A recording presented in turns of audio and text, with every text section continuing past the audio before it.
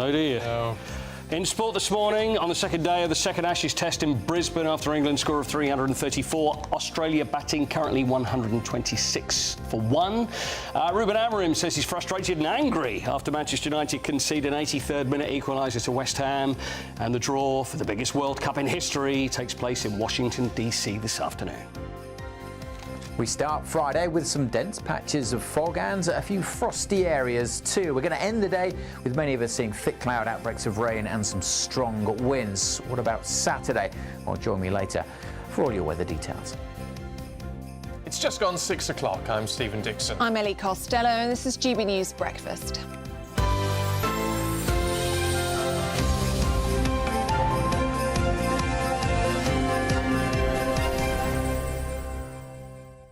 Morning, you two. Do you like trains? I love trains. Yeah, trains. Yeah. That's good. Oh, yeah, lovely. Because there's new data out on the busiest rail station in the UK and the quietest one. And I was fascinated by this. Really? So London... Do you like trains? I do like trains. I can tell. Yeah. London, not as much as Norman Baker, because he loves trains. He can't get... Norman Baker loves a train, doesn't he? He loves talking about trains. And Michael Portillo. Can you imagine them on the train together, those two? God, I'm not quite on that level, but I do like trains. Yeah. Anyway, the busiest station in the UK is London-Liverpool Street, with 98 million entries and exits to the station. What, a year? Or a week? A year. 98 million? Yeah, 98 million, yeah. With Waterloo and Paddington in second and third place. Wow. But the quietest one, I love this story, is Elton and Alston. This is in rural Nottinghamshire. It's served by 2 trains a day, one in one direction, one in the other direction. Right. And there's 68 entries and exits in 1 year. Oh, that's the station. Yeah, there you go. So you're not going to queue up for the coffee there, are you? The quietest station. I don't think you get a coffee there. It says there's only one building on the platform, which is a small brick shelter. And whereabouts is that exactly? Where is it? Nottinghamshire. Nice. Nottinghamshire. Yeah. And also Shippey Hill in Cambridgeshire. I beg your pardon? With that. Have you been to that one? No, what was that? Shippey Hill. Right. In Cambridgeshire. I wouldn't say it was that bad. Entries. I'm sorry. I apologise. Being naughty. You're so funny. Don't you think that's fascinating? Oh, yes. London-Liverpool Street is so busy. I know. I'm more fascinated that you love trains so much. Yeah, I love trains. Yeah, it's a bit weird. I've spent my life on trains. Have you? Yeah, I used to get the train to school. And if you work in London and live in Essex, which I did for a very, very long time, you have to commute from Liverpool Street. Yeah, it's the best station in the world. Fall asleep there. Can I just say I'm slightly worried about Lorraine Bowen. I'm very Oh, are you? She's the... she was on... Got Talent icon. That's it. Right.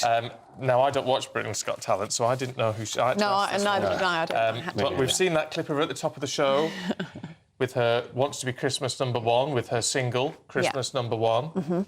And she seems completely crackers, doesn't she? She does. So I'm looking forward to meeting her at about 8:30 this morning. Are you sort of like nervous and excited in the same way? We just don't know what's going to happen. I hope she's going to be as wild as she appears to be. Apparently she is. Oh, good. Yeah, so anything could happen. You have to watch that at 8:30 this morning. So that should be entertaining. Anyway, talking of music, the Eurovision Song Contest has been thrown into chaos. Yes, Spain, Ireland, Slovenia and the Netherlands will boycott next year's competition in protest. It's after Israel's participation in the competition was confirmed. Well, more nations could follow. Iceland, Belgium and Finland reportedly considering pulling out. Well, joining us now is Chairman of Advisory Board at the National Jewish Assembly, Gary Mond. Very good morning to you, Gary. What's your reaction to this? Well, my reaction is that the basic principle that underpins the problem is the tragic interaction between politics on the one hand and entertainment and sport on the other. We've had this going for like 50 years. What we need to try to do is to get rid of the politics out of entertainment. The actual decision that Israel can compete is, of course, the right decision. And what sits behind the attitudes of some of these countries who wish to boycott is a failure to understand that Israel has been acting in self-defense throughout the war.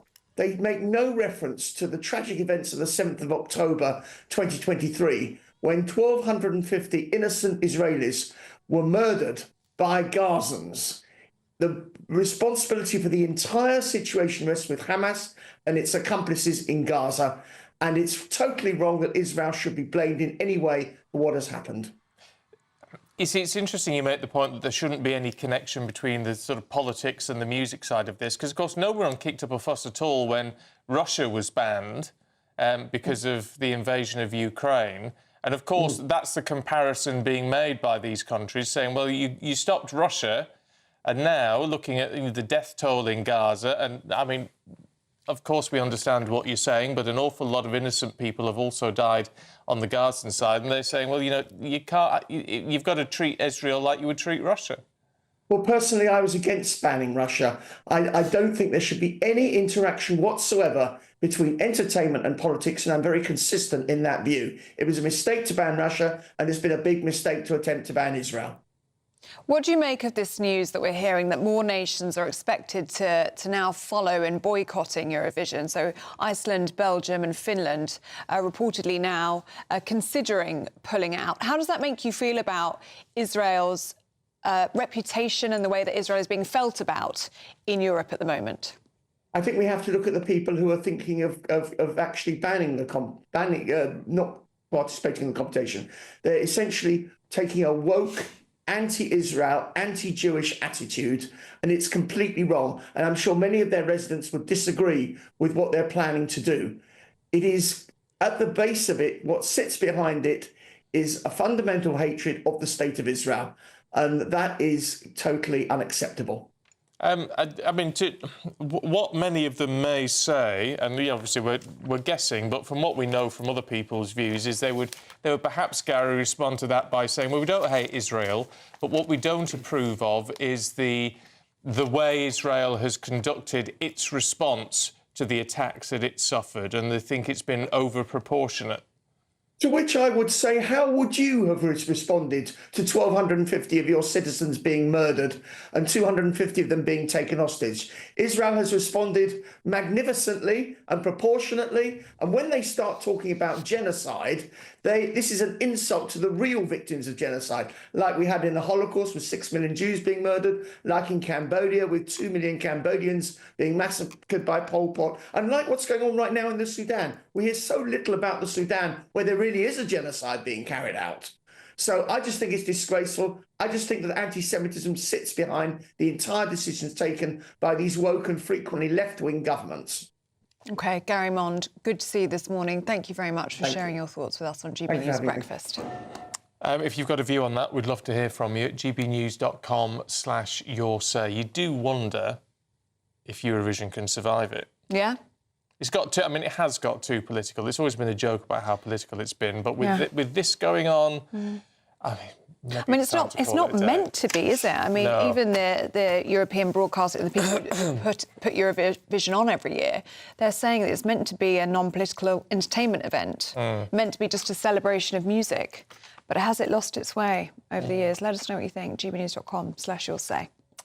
Now, let's turn our attention to the Deputy Prime Minister, David Lammy, who has refused 7 times to rule out reversing Brexit. Yes, David Lammy has argued that rejoining the EU customs union would boost economic growth and said that Brexit badly damaged the UK economy. Let's talk to former political advisor Charlie Rowley, who's here. Charlie, morning. Good morning. I mean, it's no surprise David Lammy is a fan of remaining, as it were. Is he really, by talking about the customs union, is he really talking about rejoining the EU?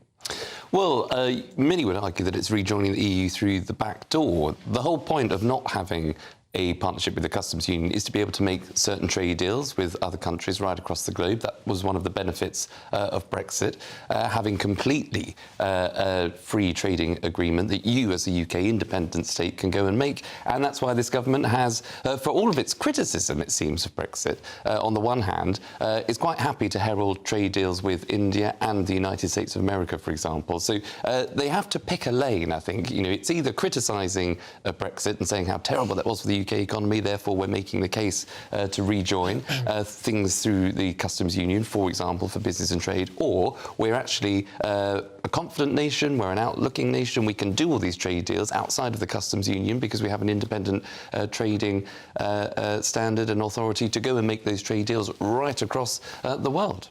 It's been 10 years almost since the Brexit vote, and we've been talking about it a long time before then. At what point do you think will actually accept the result of that vote and look forward rather than looking back and trying to go back in? Well, I mean, if I knew the answer to that, I'd probably be, on the beaches of Barbados somewhere with, earning a huge pay packet, because I don't think we'll ever know, because it is a political issue as well as a trading one. There'll be people who, for example, if you're a Liberal Democrat, you want to continuously rejoin the EU. That's their party manifesto, that's their policies, and there is, an element of support for that in the UK. Maybe that extends to some people in Scotland as well. But I think until the British public actually see or are told enough times the benefits of Brexit, so having a trade deal with India, having a trade deal with the United States of America, being able to do trade deals bilaterally with other countries, then I think people will start to feel the benefits. When you start seeing those small boat crossings, for example, when you actually see the UK, or you have a sense of feeling that the UK is taking back control of its money, borders and its laws, then people will start to see actually that we are better off as an independent nation state. I mean, that is the key issue, isn't it? Because actually, and it's not entirely, you can't blame it on whichever government has been in entirely, but I mean, certainly there's been a triggering of the small boats issue, which wasn't around before because we had free movement and all the rest of it. But also we've had the pandemic, we've had a load of economic problems, and so we haven't seen any benefit in terms of our lives getting better from Brexit, have we? No, I think that's a fair point. And the irony that some people would say is that, look, since leaving the EU, small boat crossings, for example, has got worse. Now, but the idea you should then rejoin, I think, is slightly only half of the issue, because why are we seeing these small boat crossings?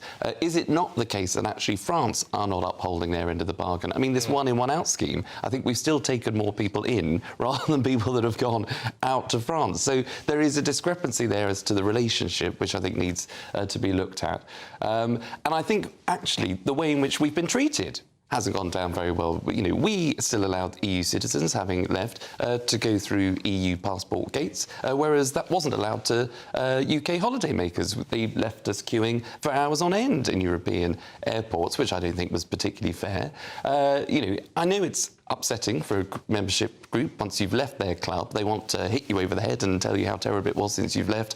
But the idea that we would rejoin under the same terms and have the same friendly terms and conditions, or even better terms and conditions, is just not going to happen. So I think everybody has to look at the debate from both sides. The UK has independently voted to leave the EU because it wants a better trading relationship, a better political relationship with the global economy, not just the EU. That's a choice that it made. People should respect that. But then we should also be able to work through the issues, for example, that the UK and France have when it comes to things like immigration. We should be able to still do trade deals with allies like France and Germany. We've had a state visit by the Germans this week. The President of France is currently doing a bit of a tour, I think, in India, China, somewhere. I'll look that one up in the break. But he's able to go off and have these sort of trading agreements and political alliances being made, even whilst being part of the EU. So we should be perfectly able to do it outside of the EU. So I think until people actually recognise that we can work together,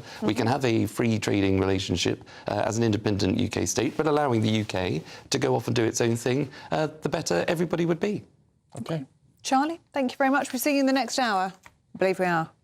You're doing the papers this morning? I am. I'm stepping into the breach this morning, doubling up. But, we can't get enough of you, Charlie, clearly. Well, I've only turned up to see Lorraine, really. I hear she's an absolute scream. I can imagine. And I'm not just talking. I'm not just talking about the vocal abilities. Oh, She looks like she's going to be a character, doesn't she? We're looking forward to that at 6:30 this morning. Thank you, Charlie. And we'll see you in the papers. Yeah.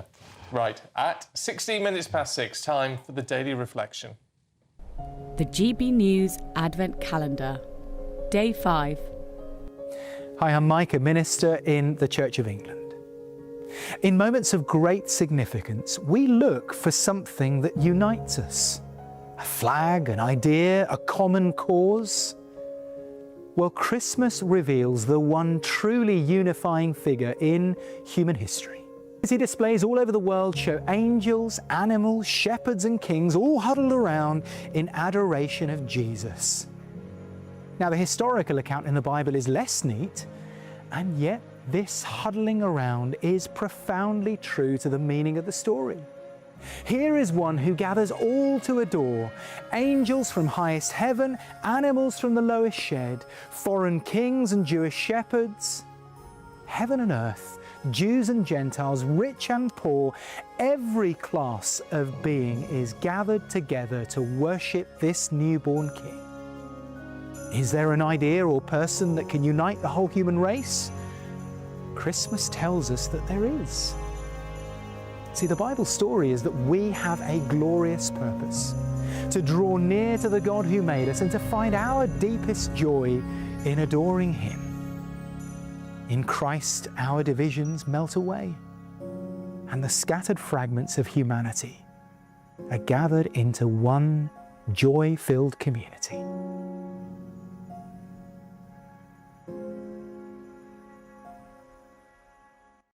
Oh, that was day 5 of the GB News Advent Calendar. I really like those messages in the morning. It's lovely. Especially this time of year. Really nice to just take a minute and just reflect. Yes, especially at 6 o'clock in the morning as well. Yeah.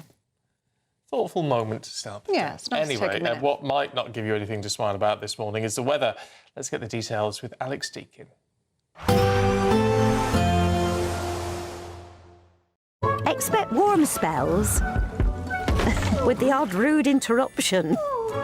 Boxed Boilers sponsors the weather on GB News.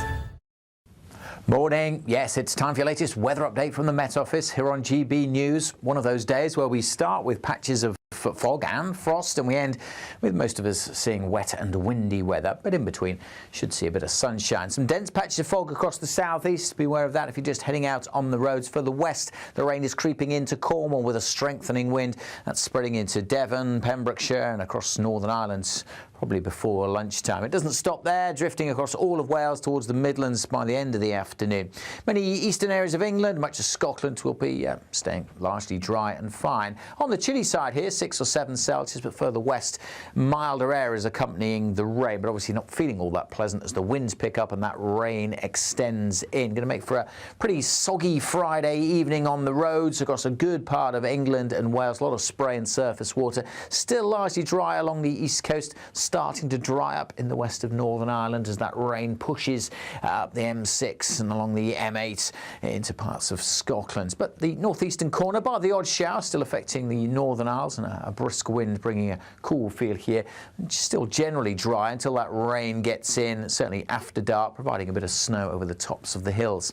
Following on from that rain band, there will be showers, plenty of them, packing into western areas, especially on a gusty, blustery wind. That will help to keep the temperatures up. Generally, towns and cities dipping to about 4 to 6 degrees Celsius. On to Saturday, and it will be a blusterous, boisterous Saturday. Tomorrow sees frequent showers coming in around an area of low pressure, staying pretty soggy across northeastern Scotland. Lots of showers for South Wales and southwest England. Of course, quite sensitive here. It's been very wet, so any extra rainfall could cause further issues. The showers will be heavy, perhaps even thundery. May not see too many of them in parts of the east. And temperatures close to average, but feeling cooler in the gusty winds. Expect warm spells with the odd rude interruption. Boxed Boilers sponsors the weather on GB News. Now, still to come, tonight is the Princess of Wales' 5th annual carol concert. We'll be finding out all about it in just a moment.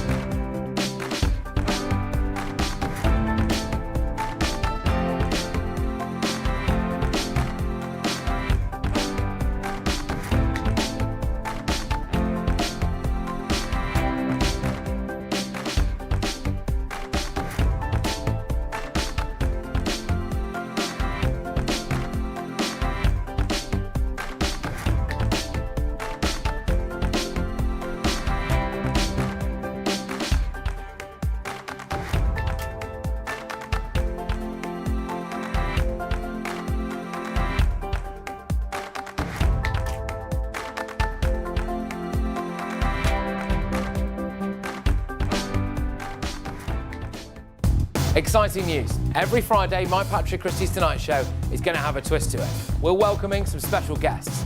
You. That's right, on Fridays I'm going to be doing my show in front of a live studio audience because this show is about you and what you have to say. It's going to be the same big debates, same big topics, same big opinions. But every Friday night at 9 p.m, you are invited to come on down to Patrick Christie's Tonight to be a part of the action. Only on GB News, the People's Channel, Britain's news channel. 5 hosts, 5 opinions, 5 fearless debates, 5 unfiltered takes on the day's news. 5 reasons not to be anywhere else on Saturday night. This is the Saturday 5. You got me. You got me good there. Britain's biggest Saturday night TV show. It's not a bad brand. Yeah. Uncensored. Very, very racy tonight. On the unpredictable. What does she say? Can you translate it for us? And always entertaining. And how can a country go from being led by William Wallace Saturday nights from 6 p.m. only on GB News, the People's Channel. Britain's news channel. You're going to want to stay tuned, trust me.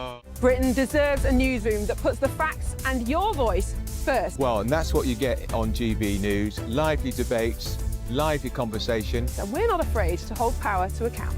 And each other. So join me, Andrew Pierce. And me, Miriam Gates, for Britain's Newsroom, weekdays from 9:30 on GB News.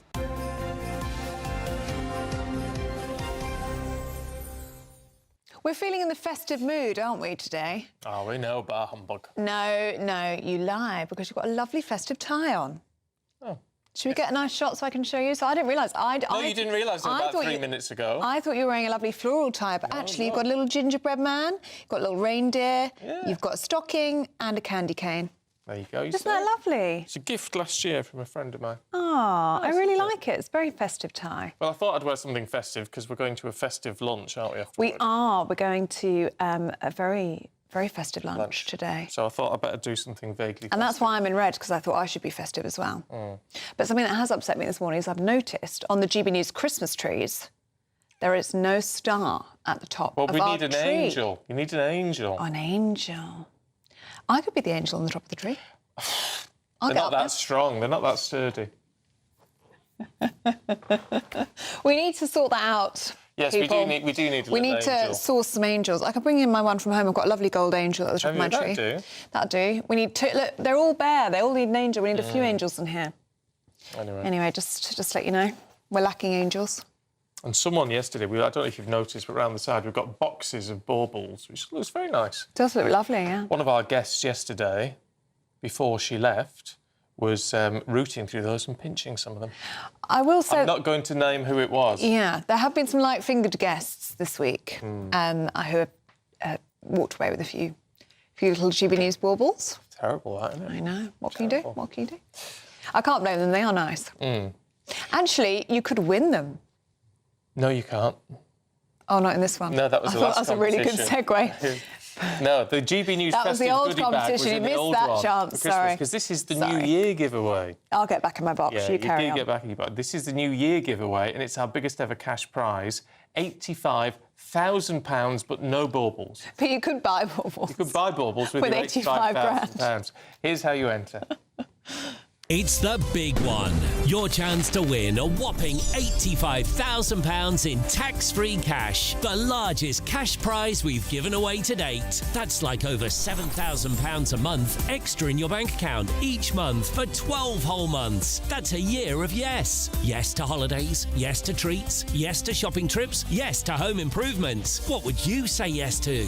For a chance to win £85,000 cash, text cash to 63225. One entry costs £2.50 plus one standard network rate message. Or text bonus to 63225. 5 entries cost £5 plus one standard network rate message. Go to gbnews.com/win. Entries start at £2.50. Call 0903 686 3232. Calls cost £2.50 plus your network access charge. Or post your name and number to GB18 PO Box 8690 Derby DE1 9TT. UK only. Entrance must be 18 or over. Lines close at 4 p.m. on the 30th of January. The winner may be contacted live on GB News, week commencing the 9th of February 2026. Please check the closing time if listening or watching on demand. Good luck.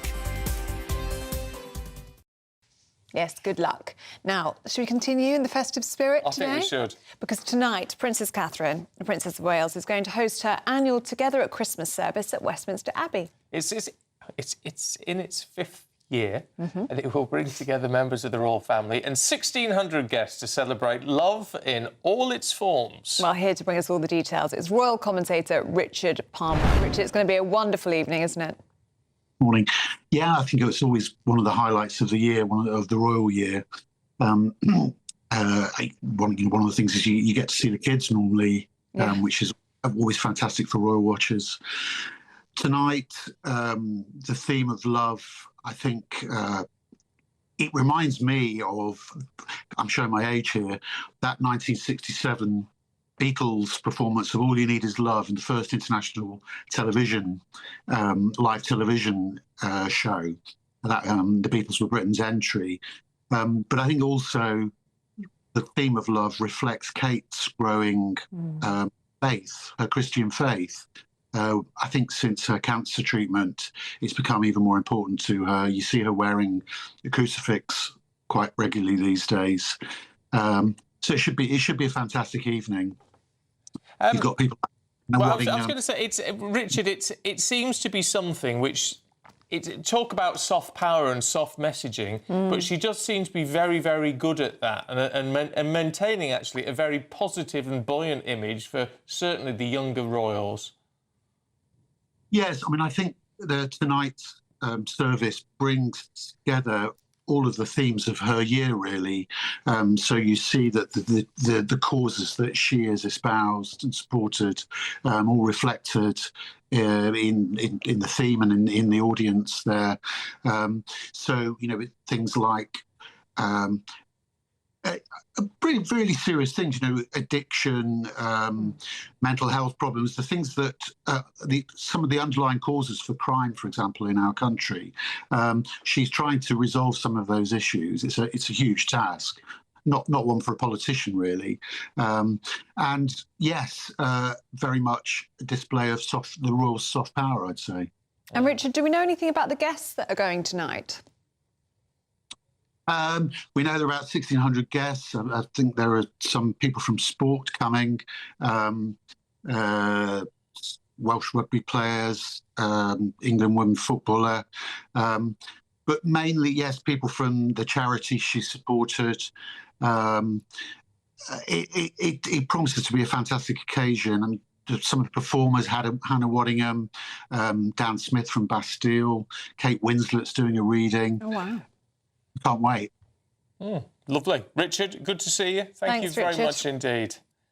Thank you. It should be nice. It should be really good, actually. And I have seen, I think it was on the Prince and Princess of Wales' Instagram this week, that they did release or showed a few snippets of who was doing the readings. Some great names on there. Right. Can't remember them right now, but I remember reading the list and thinking, that's a good list.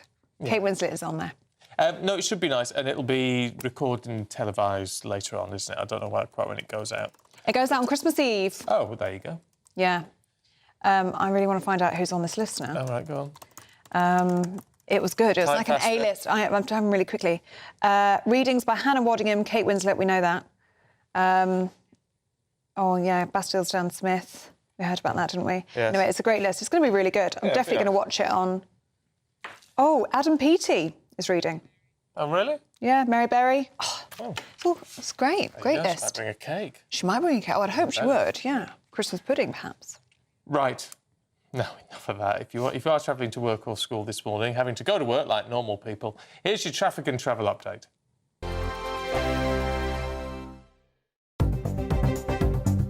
Good morning, this is the latest AI travel news from gbnews.com. Today, significant disruptions have affected the M11 northbound, particularly between junctions 8A and 10, because of a severe road traffic collision. This incident has necessitated the closure of one lane, and authorities are working diligently to restore normal conditions late this morning, potentially by around 6:45 and 7 o'clock. In further developments on the rail network, Great Western Railway is providing alternate road transport services between Liscard and Loo due to disruptions, while Northern Rail has implemented bus services to facilitate travellers between Corkickle and Whitehaven. For more travel news, go to gbnews.com.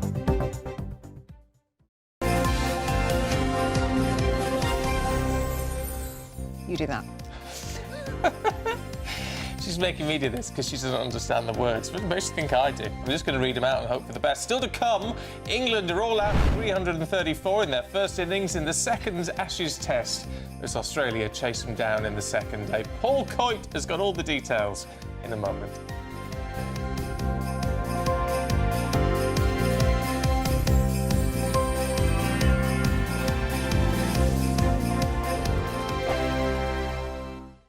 I'm Michelle Dewberry, this is Jubes & Co with you. Hello everyone, Patrick Christie is here. GB News, Britain's news channel. Access the stories that matter to you. Take the GB News family with you on any device. And as long as you have an internet connection, tune in to GB News anywhere on the planet or beyond. GB News, the People's Channel, Britain's news channel. From the school run to the home run, watch a new show for all of Britain. So he can say whatever he wants. A straight talking show where all voices are heard. And, you know, when are we going to stop talking about smashing the gangs and actually do it? With the stories that matter from every part of our country. There's a bit of a crash landing there for your Chancellor. Bold, fearless and standing up for you. That's me, Martin Dordme, 3 p.m. till 6 p.m, weekdays, here only on GB News. The People's Channel, Britain's news channel. Westminster's full of talk, but out here, it's the real world. Am I allowed to talk then? No, that's it. This is where it matters, real people and real lives. That's what politics is all about. In fact, has Trump made a good start? No. Straight answers, no spin, and just a couple of pints. How many fingers have I got up? About 10. So join me for Lee Anderson's Real World every Friday at 7 p.m, only on GB News. The People's Channel, Britain's news channel. You want to know what's really going on in the corridors of power? Labour don't know what to do with you half the time, and that makes you quite lethal in the chamber. Get behind the headlines with Chopper's Political Podcast. Join me, Christopher Hope, as I sit down with the great and the good of British politics. We'll see where this ruling takes us. These are the stories shaping our nation. Chopper's Political Podcast, available now on all platforms. Listen in and stay ahead. Decisions made in Washington aren't just shaping America, they're shaping Britain too. From migration to global security, from crime to health. Whatever happens in the White House today will be felt in your town or city tomorrow. That's why The Late Show is live from Washington, D.C. Cutting through the politics to show you what it all means for Britain. The Late Show live every night at midnight. Only on GB News, Britain's news channel. Bold. They are under no illusion. Ray. Are you a human trafficker? Boundless. I've had enough of the nonsense, and I'm not afraid to say it. Don't get this on the BBC. Every weeknight, I tear through the headlines. The smell of gasoline. Should we be worried about it? From Westminster madness to cultural war chaos. What we're going to do now is they are throwing things out the car as we speak. Get ready, Britain. Here we go. Patrick Christie tonight, weeknights from 9 p.m, only on GB News, Britain's news channel.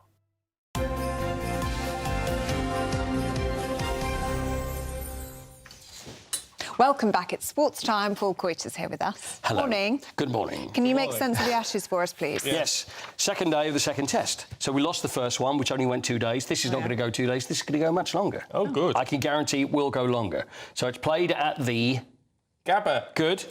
England were all out this morning for 334. So they only put on... That's not bad. Do you know what? It's not bad. They added 9 runs this morning. Joe Root got his first 100 in Australia, and that happened yesterday, so 138 he was out for. But I'm a little bit worried because Australia have come in and they're knocking the ball all over the place. Travis Head is the guy, he's the guy with the big moustache who looks really Australian.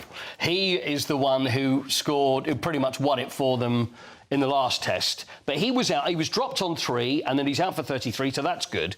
But Australia looking comfortable at 126 for 1. Now, Ellie, please repeat everything that I've just said. It makes sense, though, right? You're getting it, because I know there are some people that it just doesn't make any sense, cricket. You see, that's really upsetting, though, because we thought we'd done all right. But if they're 126 for 1... Yeah. We're screwed, aren't we? Well, I don't know, because it is a day-night game, so what time is it over there now? last Thursday, I think it is. So 4:30 or something. Yes, it's 10 hours difference. So it's 4:30 in the afternoon. It'll go through to about 9:30 our time. I think that's right. Oh, no, about 11:30 our time. So there's plenty of time. But hopefully the bowlers it hasn't been a great start for the bowlers, but you just don't know. No. So hopefully I hope to be confident, but I don't know whether I am. It's always good to be confident. We've got to have hope. We do. That's if you ain't got hope, what you got? What you got? What you exactly got? What you got. Right, Manchester United, West Ham, should I do that for you? Football. Little word about that. Manchester United, not very happy. Still work to do for them. They're conceding late goals. They did that against West Ham yesterday. Expected to win at home. They would have gone up to 5th place, which would have been almost, level on points with Chelsea. But they blew it. And Ruben Amorim, the manager, was not happy. West Ham going to be happy with a point, although they are still in the relegation zone. Now, ouch. The World Cup draw. Oh, yes. It's the biggest World Cup in history, isn't it? Yeah. There's so many teams, 48 teams. It's just ridiculous. So they're making the draw. I've tried to... Look, I sat earlier yesterday so I could try and explain everything, because I know Ellie loves all the ins and outs of a football draw, don't you? But I couldn't really work it out. I mean, so it's 48 teams. To tell you this, 3 countries it's across: Canada and the USA and Mexico. Now, by the way, they're having a FIFA Peace Prize. Ooh. Which is a bit bizarre, but we know how Gianni Infantino, who runs FIFA, is quite friendly with the US president. So I have a feeling there may be a FIFA Peace Prize that may be going to Donald Trump today, which is quite interesting, because, of course, it's in the States. So I think it's a little... There we go. I think it's, get the Nobel Peace Prize, so have the FIFA Peace Prize. First time I've ever heard of that. Heidi Klum and Kevin Hart, the comedian, are going to host it. Worked that one A random combo. It is. Well, I think it should be entertaining. I think so. I mean, Kevin Hart's great. He is funny. Funny, yeah.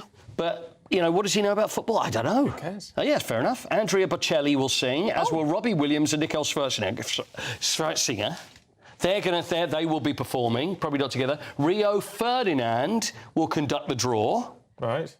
How are we doing so far? Star-studded. Oh, yeah, absolutely. And then at the end, get this, after they've made the draw, the Village People will do YMCA. Will they really? How about that? Well, that's Donald Trump's favourite. For Donald Trump, yeah. Yes, exactly. But did you know, I was watching, this is just off the top of my head here, I was watching the video of YMCA by the Village People the other day, which came on some 80s or 70s channel that was on there.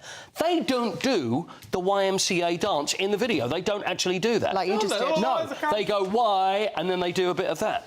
But all they do is the Y. They don't do the rest of it. So I don't know who came up with that. It wasn't the Village People. I don't know. Oh. Well, it's President Trump's favourite song. Exactly. He plays it at all times. But don't expect the Village People to be doing that in the show. Right. Finally... Oh, go on. Where is the Olympic flame? Well, it's funny you should ask that, because I can tell you the good news is that the Olympic flame for the Winter Olympics has arrived in Italy. Have a look. Here it is off the plane. That is Jasmine Paolini, the famous tennis player, holding the flame. I was a little worried that they're going to have a naked flame on an aeroplane. I was about to ask, It is a little worry, especially if she's probably getting her drinks and her peanuts, and then it knocks over for a second. It's like, quick, pick up the flame. So what do they do on board? How does it work? Well, it's in that little thing. So they put it in a lantern. It's a little lantern. It's like a little miner's lamp there. It's the other fella is Giovanni Malago, who's the organiser of the Cortina Winter Olympics. So from there, you get the month-long relay, 60 cities, 300 towns, 10,001 torchbearers, and obviously we will follow it every single day until it arrives in Cortina, until you're absolutely sick to the back teeth of it. Never. We could never be sick of it. Lovely. Thanks, Paul, thank you very much indeed. We'll see you later. Thank you. Now, still to come, could the NHS be set to face the country's worst flu wave yet? It's meant to be a bad year for flu. Charlie Rowley and James Rampton will go through that and more in the papers. Morning, gentlemen. Chat to you in just a second. But first, if you're in search of some holiday sun, here's the forecast across Europe.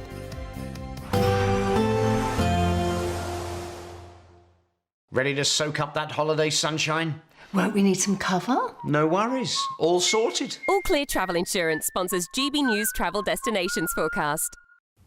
Further wet and windy weather likely in Greece and Turkey during the course of the weekend. Some heavy downpours, particularly across southern parts of Turkey, extending into Cyprus. Also, as I mentioned, gusty winds. The breeze coming down from the north, bringing a cool feel to Italy, but should see plenty of sunshine here. Same goes for Mallorca and much of the east coast of Spain. If you want temperatures over 20 degrees, you need to be heading further south. Some fine warm conditions in the Canaries. Those heavy showers only slowly easing this weekend in Greece. All Clear Travel Insurance sponsors GB News Travel Destinations Forecast. At GB News, we love to hear from you, our loyal community. So drop us a line at gbnews.com/yoursay. There you can talk to each other and also to the presenters live on air. gbnews.com/yoursay, because GB News is your channel, Britain's news channel. Martin Daubney, weekdays from 3 p.m. Now, funeral directors have warned that coffins are becoming too large to be cremated as Britain's obesity crisis simply balloons.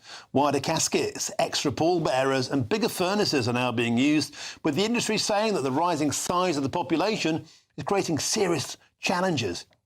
Well, experts now predict an estimated 3.3 million cases of adult excess weight by 2040, and it's having a huge impact on the funeral director's business. Let's speak to one now. I'm joined by the funeral director, Lee Solomon. Lee, thanks for joining us on the show. So people are now becoming too fat to fry, and you've had to come up with a novel solution to this problem. Well, I wouldn't say it's a novel solution. If someone comes into our care and they are a larger person, then we do get a larger coffin manufactured for them. So when they come into our care, one of the first things that we do is we measure the size of our residents. And if they are a larger person, we do what we class as a bariatric coffin, which is a larger size coffin, which we get made to measure for them. If a family comes into our care and says, oh, we want our loved one to have their service at Yardley, but they're larger than 29 inches, they'd have to have their service at Yardley brought back into our care, taken to Sutton, where the cremation would happen. So supersized coffins are sent to Sutton because they can fit into the crematorium. Am I correct in saying, Lee Solomon, that sometimes you've bolted two coffins together to get one supersized cadaver inside? We've never gone to. I've never done that myself.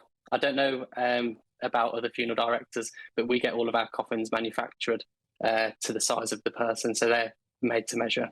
GB News, the People's Channel. Join me, Nana Akweer, for an informative, interactive news programme with a difference. It's fun.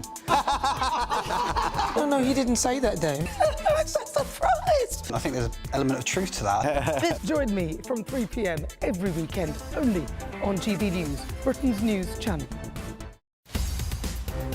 In the GB Newsroom, we bring you the news as it happens. With our team of dedicated journalists across the UK, we're ready to keep you up to date with what's happening every half an hour, every single day. Bulletins here on GB News, the People's Channel, Britain's news channel.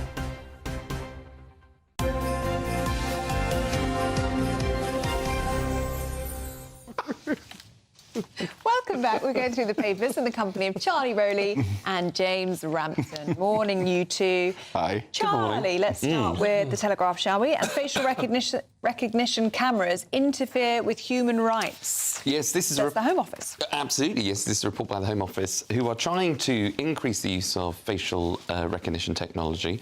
It is currently suggesting what they want to do is to roll out more cameras across England and Wales. This does, as you just said, interfere with human rights. Now, I think people are OK with the concept that if you are on a particular watch list, if you have been maybe arrested in the past or an official suspect, whether that's through terrorist offences, sexual offences or murder or anything like that, of course you want to increase protection for people right across the country because you want to go and catch the criminals. You want to know where they are at any one given time and be able to track and trace them, as it were. However, the current setup, if more cameras are rolled out, the idea that the Home Office or the police could flagrantly say, oh, well, we're looking for someone that is wearing a blue shirt, red tie, beard, new cut hair, we'll do a search. Charlie Rhodey appeared at Paddington Station. Again? Appeared at Paddington Station. Let's, could he be a suspect? Let's cross-check him, and we can then get into his... we can talk to the passport office, get a photo from the passport office, which might match. That is totally unacceptable, because, of course, I'm completely innocent. The only thing I'm guilty of is a few bad jokes on this channel. But so that's where it goes far too far, and that's what the Home Office, I think, will find some pushback in when it tries to, just as I say, increase its use of facial recognition technology. Well, this thing, we need to know what the boundaries are. It's absolutely right, and Charlie's correct that some people will be outraged by this idea. However, I would say you can't pick and choose who you facially recognise. It's, it's all or nothing, really. You can't say, well, we won't profile a certain group, because you have to profile everyone to ensure that you're covering all the bases.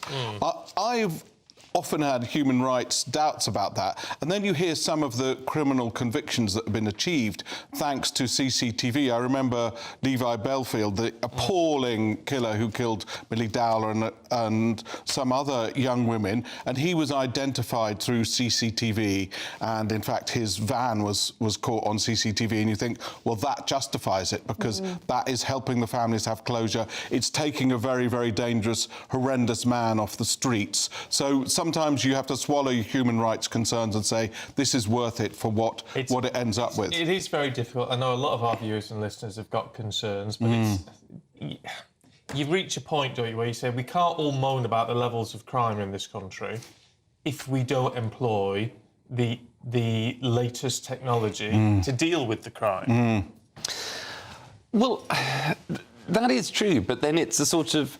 How are you dealing with the crime? I'd rather see people who are reported and there is a profile, and the police go and do, a bit more legwork to go and catch the criminal, not sit at computers all day with having access to, my face, your faces, everybody here's. That is a total infringement. I mean, why should? Well, as we understand it, and this was talking to Peter Blexley yesterday, who you'll know, who's on the channel all the time, former Met detective, and he was saying basically that there will be a list of people that they want to talk to, which sort of goes on the database, and then, all the faces are scanned. If you're not on that list, you are immediately deleted within a second or whatever. So, in fact, there's no memory of you being anywhere. It's only the people who are on the watch list. And but I think that's the difference. It's if you are on a watch list, therefore you're already identified, versus someone that might just be a suspect or someone that you might want to speak to. They're not going to track where everybody is all the time. Of course, there is an argument to say, well, at what point could that change? So it needs to be legislated for. True, and those boundaries are going to be really, really hard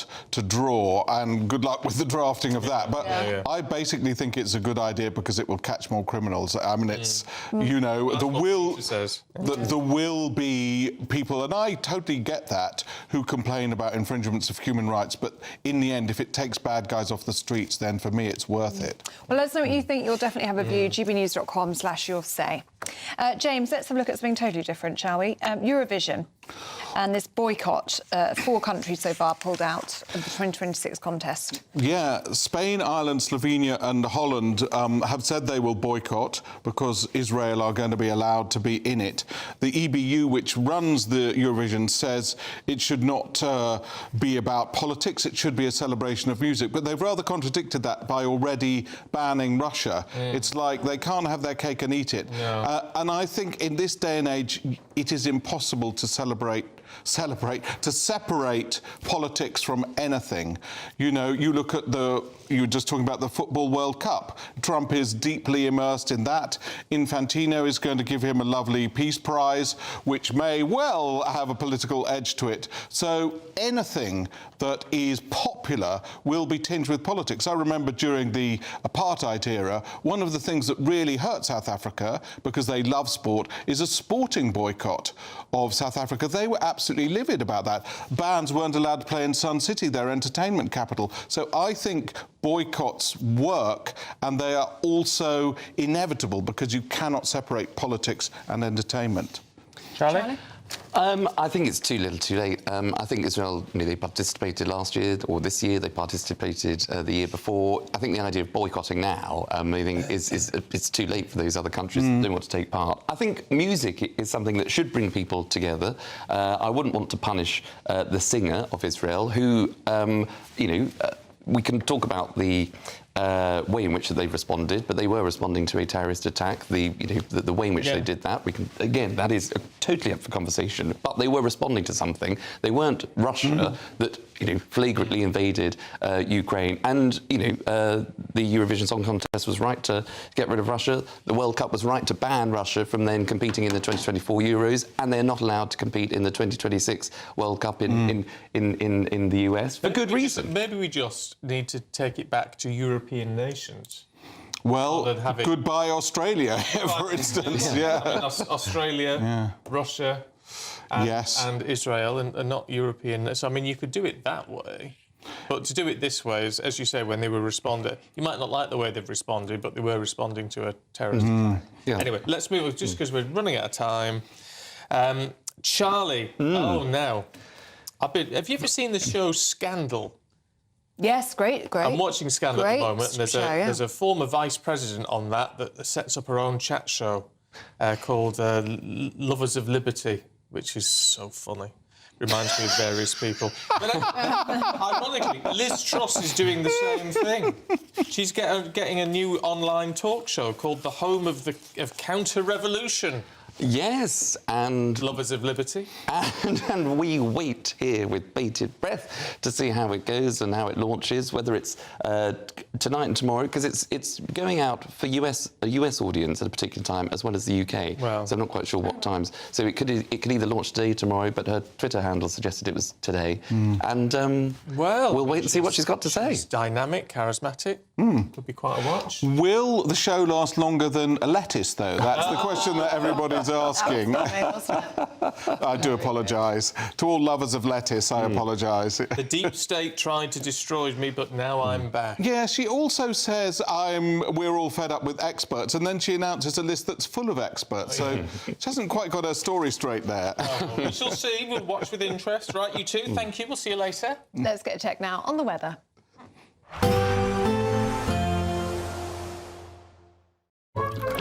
Warm and cosy, with a chance of zero visibility. Boxed Boiler sponsors the weather on GB News. Morning. Yes, it's time for your latest weather update from the Met Office here on GB News. One of those days where we start with patches of fog and frost, and we end with most of us seeing wet and windy weather, but in between should see a bit of sunshine. Some dense patches of fog across the southeast. Beware of that if you're just heading out on the roads. For the west, the rain is creeping into Cornwall with a strengthening wind. That's spreading into Devon, Pembrokeshire and across Northern Ireland probably before lunchtime. It doesn't stop there, drifting across all of Wales towards the Midlands by the end of the afternoon. Many eastern areas of England, much of Scotland, will be staying largely dry and fine. On the chilly side here, 6 or 7 Celsius, but further west, milder air is accompanying the rain, but obviously not feeling all that pleasant as the winds pick up and that rain extends in. Going to make for a pretty soggy Friday evening on the roads across a good part of England and Wales. A lot of spray and surface water. Still largely dry along the east coast, starting to dry up in the west of Northern Ireland as that rain pushes up the M6 and along the M8 into parts of Scotland. But the northeastern corner, bar the odd shower, still affecting the Northern Isles, and a brisk wind bringing a cool feel here. Still generally dry until that rain gets in, certainly after dark, providing a bit of snow over the tops of the hills. Following on from that rain band, there will be showers, plenty of them, packing into western areas, especially on a gusty, blustery wind. That will help to keep the temperatures up. Generally, towns and cities dipping to about 4 to 6 degrees Celsius. On to Saturday, and it will be a blusterous, boisterous Saturday. Tomorrow sees frequent showers coming in around an area of low pressure, staying pretty soggy across northeastern Scotland. Lots of showers for South Wales and southwest England. Of course, quite sensitive here. It's been very wet, so any extra rainfall could cause further issues. The showers will be heavy, perhaps even thundery. May not see too many of them in parts of the east. And temperatures close to average, but feeling cooler in the gusty winds. Warm and cosy, with a chance of zero visibility. Boxed Boiler sponsors the weather on GB News. Thank you, Britain, for our more than 2 million YouTube subscribers and more than 2 billion views. That is Britain watching, sharing and making its voice heard louder than ever before. Good morning. This is the latest AI travel news from gbnews.com. In Solihull, the M6 northbound between junctions 4 and 6 has delays due to an overturned vehicle. One of 3 lanes is closed, with normal conditions expected between 7:45 and 8 this morning. In Essex, the M11 northbound between junctions 8A and 10 faces disruptions due to a road traffic collision closing one of 2 lanes. Normal traffic flow is expected between 7:15 and 7:30 this morning. On the trains, Great Western Railway has replaced trains with road transport between Liskeard and Looe, while there is disruption on Great Northern between Finsbury Park and Moorgate. For more travel news, go to gbnews.com. It's the big one. Your chance to win a whopping £85,000 in tax-free cash. The largest cash prize we've given away to date. That's like over £7,000 a month extra in your bank account each month for 12 whole months. That's a year of yes. Yes to holidays, yes to treats, yes to shopping trips, yes to home improvements. For a chance to win £85,000 cash, text cash to 63225. One entry costs £2.50 plus one standard network rate message. Or text bonus to 63225. 5 entries cost £5 plus one standard network rate message. Go to gbnews.com/win. Entries start at £2.50. Call 0903 686 3232. Calls cost £2.50 plus your network access charge. Or post your name and number to GB18 PO Box 8690 Derby DE1 9TT. UK only. Entrance must be 18 or over. Lines close at 4 p.m. on the 30th of January. Please check the closing time if listening or watching on demand. Good luck. Britain was once the envy of the world. But look around. A nation that no longer knows what it is or where it's going. A country that's broken.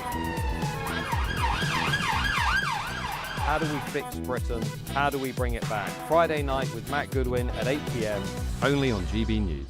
No matter the state it's in, this is our nation. Join me, Jacob Rees-Mogg, for a genuine, honest discussion on where we have been, where we are going, and where we are with the people who set the direction. Tune in to State of the Nation every Monday to Thursday, 8 to 9 o'clock, only on GB News. Britain deserves a newsroom that puts the facts and your voice first. Well, and that's what you get on GB News. Lively debates, lively conversation. And we're not afraid to hold power to account. And each other. So join me, Andrew Pearce. And me, Miriam Gates, for Britain's Newsroom, weekdays from 9:30 on GB News.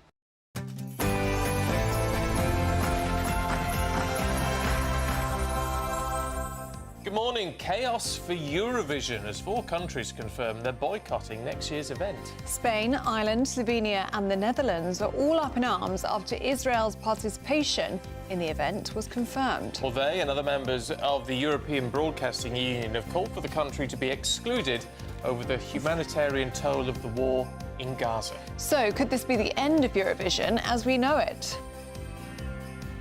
Deputy Prime Minister David Lammy breaks ranks on Brexit, saying rejoining the customs union would boost growth just days after the Prime Minister ruled it out. The Princess of Wales' annual Christmas Carol concert takes place tonight, where Catherine would like to praise those acting with love in their communities. New legislation could see deeper background checks on parliamentary candidates, meaning those with criminal records may not be able to become MPs. My mind is the story, the Christmas Carol story, and poor Tiny Tim, when he's sitting there with no food and a bare table. That is reality. Millions of Brits are turning to churches for food, energy help and debt support this Christmas.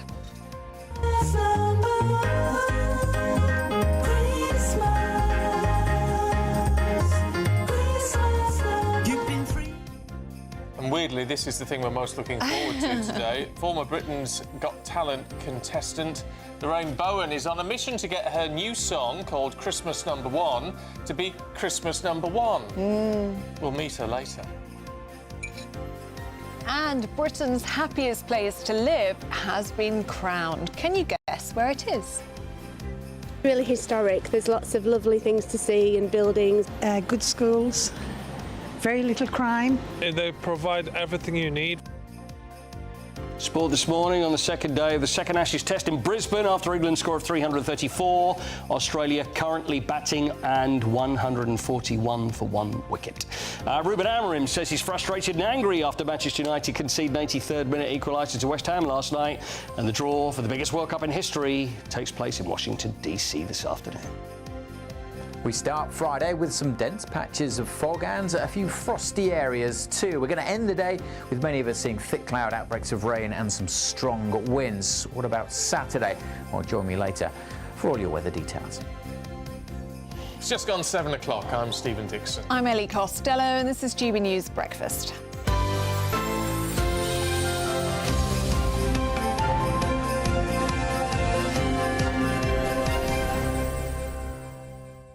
Can we talk about blokes? Yep. Right. Apparently, I bet Paul's in this category. Oh, no, I bet I'm not. Millions of big-headed blokes reckon they could score a winning goal against a Premier League goalkeeper. Yeah, I'm in there. Yeah, I do think so. 50% said they were so confident they'd have no trouble hitting the back of the net at the top level. It all depends, though, what the situation is. You know, if it's a penalty or if it's out the area or something. I would fancy myself there. What makes you think you could do that? Skill, power, all those things. Well, no, I think, you know, if you catch it right, I think probably. Yeah, but you see, here we go. This is Ipsos doing the survey. Men are much more likely than women to exaggerate their skills. Yes. A third think they could land a passenger plane. Oh, please.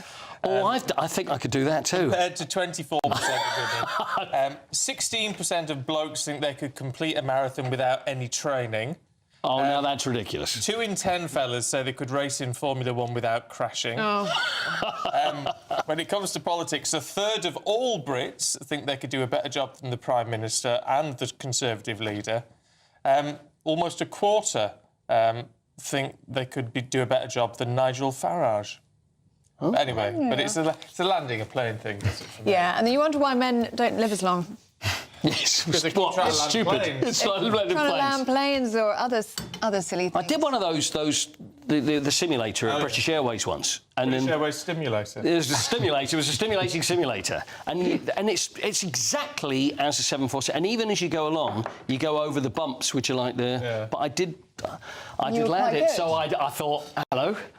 All right. I'd love to just the epaulets and carry on. Yeah, would you? I'll give it a go. Yeah, put me in down there, fair. All right, well, you're on the list. Would you be on the list?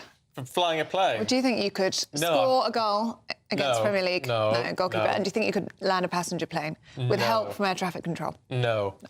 I don't think I could. I think you're a realist. You need a bit more confidence, son. That's what you need. He's a realist. I do think I could do a better job in the country. OK. So between the two of us, we've got it all covered then. We have, yeah. That's fine. You fly him in.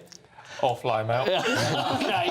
I'll fly him out. And you can run the country. And then we'll have a game of football afterwards. Yeah. Good idea. Great. Right, anyway, if you're very good at anything, do let us know whether it's true or not. We don't care. But let's talk about you. Maybe you're a great singer. Maybe you'd be a better Eurovision entry for the UK this year. We might be the only country... Someone's just messaged in, actually, saying if Britain was the only country to enter Eurovision, we'd still come second. Anyway, the Eurovision Song Contest is in chaos. Yes, because Spain, Ireland, Slovenia and the Netherlands are going to boycott next year's competition in protest after Israel's participation in the competition was confirmed. More nations could follow. Iceland, Belgium, Finland, reportedly considering pulling out. Well, joining us now is former political advisor Charlie Rowley. Charlie, what do you make of this? Well, it's not good, is it, if you're a Eurovision fan or if you are part of the Eurovision sort of, elite, seeing countries trying to pull out left, right and centre. It's doomed, isn't it? Well, if you have a number of countries that decide that they're just not going to turn up, questions to ask of those countries. Why this year and why now do they feel it's appropriate to suddenly say I'm going to try and boycott it when they've been participating for the last few years when obviously the whole conflict started back in 2023. But people have to understand, I think, why this has taken place. Israel were a subject of a terrorist attack by a prescribed terrorist organisation, Hamas. Now, we can obviously... Nobody seems to care about that anymore. Which is shocking. And I know that that could be overshadowed by the proportion, and people will obviously want to talk about the proportion in terms of the response that Israel conducted against Hamas. But, again, we can, look into all of that because Hamas do operate in plain sight, in schools, in hospitals, in the infrastructure. So very hard to get at, which is why Israel are trying to justify their response. But, I think boycotting a music festival, which is essentially what it is, which brings people together. You shouldn't necessarily attack the artists who might actually be singing about love and hope and unity and all the rest of it. I mean, there was a great hoo-ha last year, so people didn't pull out, but there was a great hoo-ha last year, even when the contestant was actually a survivor of the terrorist attack. Yeah, exactly. And that's why I think when people do become quite political about things, when they call for boycotts, they lose sight of actually the history and the individuals themselves. I mean, on the flip side of this, if Israel were to be excluded from the contest, then you've got other countries like Germany and Austria that would say, oh, well, we'll boycott it. So, the organisers are in a bit of a between a rock and a hard place. I think they should carry on. I think Israel should take part because, as I say, I don't think we should be taking that opportunity away from the singer that could be, singing and articulating things that actually we could all get behind. It's very, very different to Russia, for example, that have been banned from and were banned from the 2024 Euro competition. They're not allowed to partake in the 2026 World Cup for absolutely good reason. It's a country that invaded Ukraine. It's a contest that will go on for weeks. It's not just a one singular night event, and where you would have governments and all kinds of officials jumping on the bandwagon wanting to go to this football match, that football match, and there would be more integration and interaction amongst foreign nations and governments, which is obviously not something that we should be pandering to Russia about. We shouldn't give them that opportunity. So it's quite right that they've been banned from, for example, the Football World Cup and as I say, the Euros. But on a one night off, on a Eurovision Song Contest final, I think should go ahead. What do you say to James Rampton's point then, that he was saying in the paper review with us, that the EBU, who puts on Eurovision every year, saying they don't want it to be a political event, they want it to be a non-political entertainment event, but then they have banned Russia. So he was saying, well, they can't have their cake and eat it.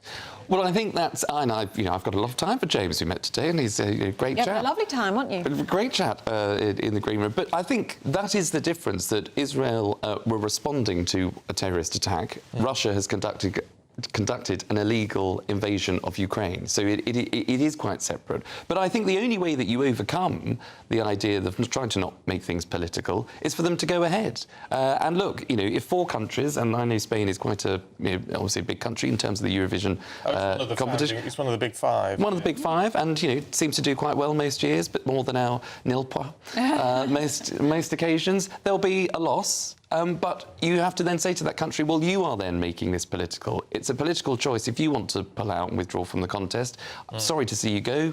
The door will always be open if you want to come back before the rounds start next year. But if that's your decision, that's you making the political decision, not me. The contest will go ahead with Israel, as we've done for the last few years.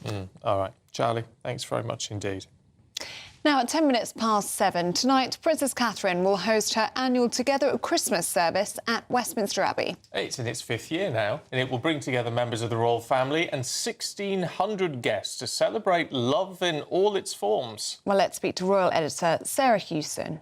Now, very good morning to you, Sarah. It's going to be a wonderful evening, isn't it? What can we expect? Morning, Ellie and Stephen. Yeah, this is really the start of the Christmas celebrations for the royal family. It is the 5th year of the Princess of Wales's annual carol service Together at Christmas. 1,600 guests will be gathering inside Westminster Abbey, where they'll be treated to performances and readings from the likes of Kate Winslet, Hannah Waddingham, Dan Smith, Chiwetel Ejiofor. There's always a few surprises in store. You might remember last year they had the Royal Ballet School performing, and that was kept really secret because it was a surprise for Princess Charlotte, who is a huge fan. And of course, we'll be seeing members of the royal family out in force to support this. The Wales family, the children, George, Charlotte and Louis, will be there, other members of the royal family too. But the congregation really is about people who are giving to their communities. So among those 1,600 people will be those who've been nominated by their Lord Lieutenants for giving up their time, volunteering to help people, to show love and compassion for them, and for people who support and work for the charities that the Prince and Princess of Wales are patrons of. It always seems quite remarkable, Sarah, that on these events, Catherine seems to bring a sparkle, a bit of magic that no other royal can bring. And I don't think that was ever in evidence more than last year, wasn't it, when the carol service came at the end of an incredibly difficult year for the royal family. And we saw her there just absolutely shining, pride on her face as she walked out onto the steps of Westminster Abbey to welcome her family to the event. This is really her baby. She's really passionate about this. It's in its 5th year now. And yes, we can certainly expect some Princess Catherine sparkle tonight. Among all of that, and the message tonight really one about love, that Christmas is a time when we all come together and we all give, not in the way of giving gifts, but in our time and in the connections that we make. And that's what she wants us to take away from this. We won't get to see it, of course, until Christmas Eve, though. The message is love tonight, isn't it? And what's so lovely about the Princess of Wales as well is that's not just a message, it's not just words. I mean, she was talking about addiction recently, wasn't she? And saying that people shouldn't be shunned, they shouldn't be judged, that they just need to be offered love and support. So we know that this is a cause really close to her heart and a message really close to her heart.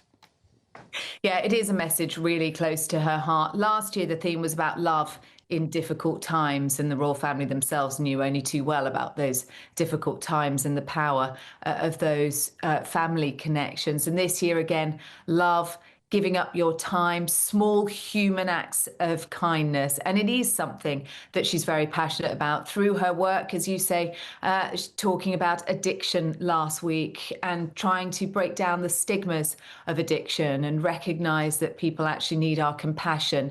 Talking about the early years and how important it is to show love in those very, very early formative years of a child's life. So I think what we're going to see tonight is all of those projects, all of the work that she's doing coming together in one space in Westminster Abbey. Oh, that'd be wonderful, as always. Sarah, really nice to see you. Thanks very much indeed. Lovely to see you too. It's such a lovely event, isn't it? It is, and It'd be lovely to watch. There is just one of those, I don't know how she does it, but there is always just a warmth to the things Catherine puts on. She's good with people, and she is warm, and just the way she engages with people and she listens to them. It just feels intimate. It does, yeah. And she shares stories as well. I mean, we saw at the Carol concert last year. She talks about the children and what they've been up to. It's just so lovely. It's really nice to see that side of her, and I think she just comes into her own, doesn't she, when she does these sorts of things. It'll be great. It'll be one to... Mind you, you'll have a busy night on Christmas Eve if you're watching the telly, because you can watch that. And we've got our Carol concert, which is our version. On Christmas Eve as well. I don't know if they're going to be on at the same time. They probably won't be on at the same time. If they are, we'll have to record one. Record the other one. Yeah. And watch ours. I say live. It's not live. It's happening on a week tomorrow, isn't it? A week tomorrow. You can still go online and gbnews.com/carols and you can apply to come along.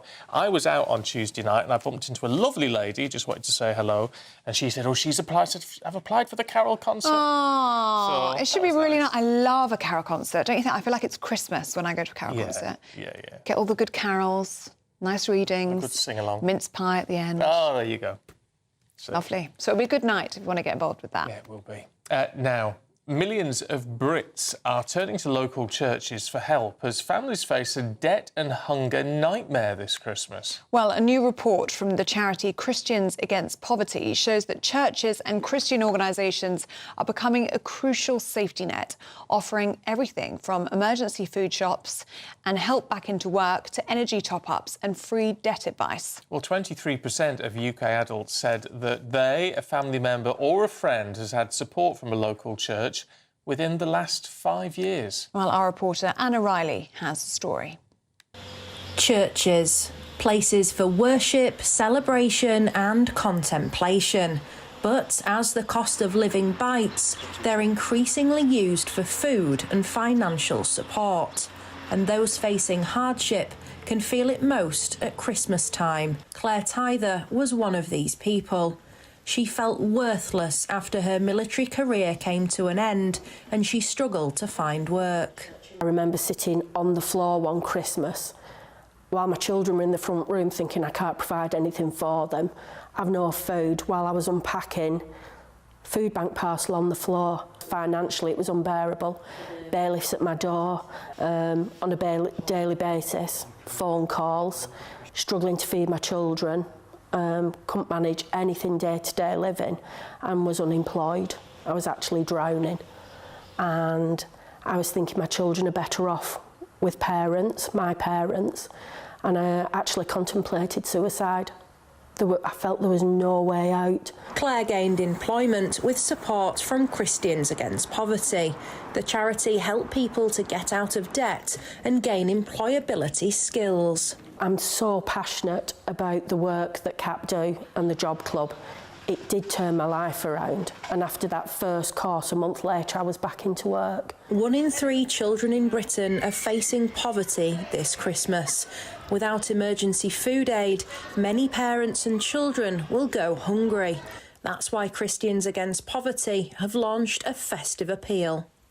The money is going to emergency food aid to feed people this Christmas particularly. The thing that comes to my mind is the story, the Christmas Carol story, and poor Tiny Tim, when he's sitting there with no food and a bare table. And that is reality. We sit there on a Christmas day crying our eyes out in front of the cameras. Oh, look at poor little Tiny Tim.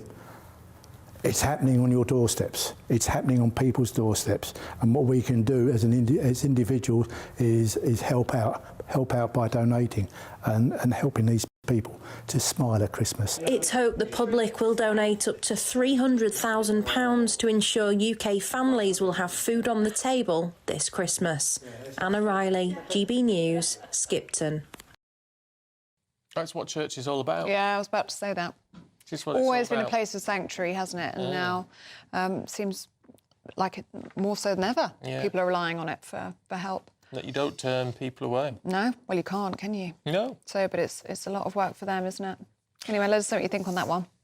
Right, it is 19 minutes past 7 and it is a chilly day today, first thing at least. Let's get a look at the weather for you with Alex. Expect warm spells with the odd rude interruption. Boxed Boilers sponsors the weather on GB News. Morning. Yes, it's time for your latest weather update from the Met Office here on GB News. One of those days where we start with patches of fog and frost and we end with most of us seeing wet and windy weather, but in between should see a bit of sunshine. Some dense patches of fog across the southeast. Beware of that if you're just heading out on the roads. For the west, the rain is creeping into Cornwall with a strengthening wind. That's spreading into Devon, Pembrokeshire and across Northern Ireland probably before lunchtime. It doesn't stop there, drifting across all of Wales towards the Midlands by the end of the afternoon. Many eastern areas of England, much of Scotland, will be staying largely dry and fine. On the chilly side here, 6 or 7 Celsius, but further west, milder areas accompanying the rain, but obviously not feeling all that pleasant as the winds pick up and that rain extends in. Going to make for a pretty soggy Friday evening on the roads across a good part of England and Wales. A lot of spray and surface water. Still largely dry along the east coast, starting to dry up in the west of Northern Ireland as that rain pushes up the M6 and along the M8 into parts of Scotland. But the northeastern corner, bar the odd shower, still affecting the Northern Isles and a brisk wind bringing a cool feel here. Still generally dry until that rain gets in, certainly after dark, providing a bit of snow over the tops of the hills. Following on from that rain band, there will be showers, plenty of them, packing into western areas, especially on a gusty, blustery wind. That will help to keep the temperatures up. Generally, towns and cities dipping to about 4 to 6 degrees Celsius. On to Saturday, and it will be a blusterous, boisterous Saturday. Tomorrow sees frequent showers coming in around an area of low pressure, staying pretty soggy across northeastern Scotland. Lots of showers for South Wales and southwest England. Of course, quite sensitive here. It's been very wet, so any extra rainfall could cause further issues. The showers will be heavy, perhaps even thundery. May not see too many of them in parts of the east. And temperatures close to average, but feeling cooler in the gusty winds. Expect warm spells with the odd rude interruption. Box Boiler sponsors the weather on GB News. Now, do stay with us. Still to come, we're asking, should people with criminal records be barred from becoming MPs? We're going to be debating that next.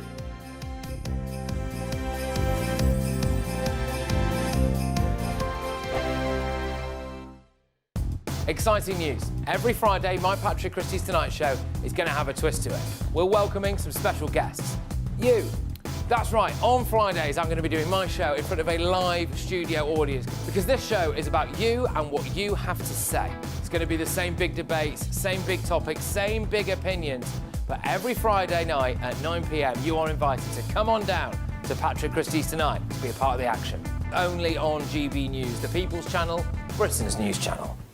Hi, I'm Michelle Dewberry and my show is your opportunity to cut through all the noise and dive in headfirst to some robust debates. Ideas clash. Situation, isn't it? No, because the failure is you're deliberately avoiding my point. Nothing's held back. And if you think this is the end of it, wait for more. And we do not shy away from the difficult stuff. Sometimes I want to shake people and say, if only you understood. So join me on Jubes & Co weeknights at 6 p.m, only on GB News, Britain's news channel. You want to know what's really going on in the corridors of power? Labour don't know what to do with you half the time, and that makes you quite lethal in the chamber. Get behind the headlines with Chopper's Political Podcast. Join me, Christopher Hope, as I sit down with the great and the good of British politics. We'll see where this ruling takes us. These are the stories shaping our nation.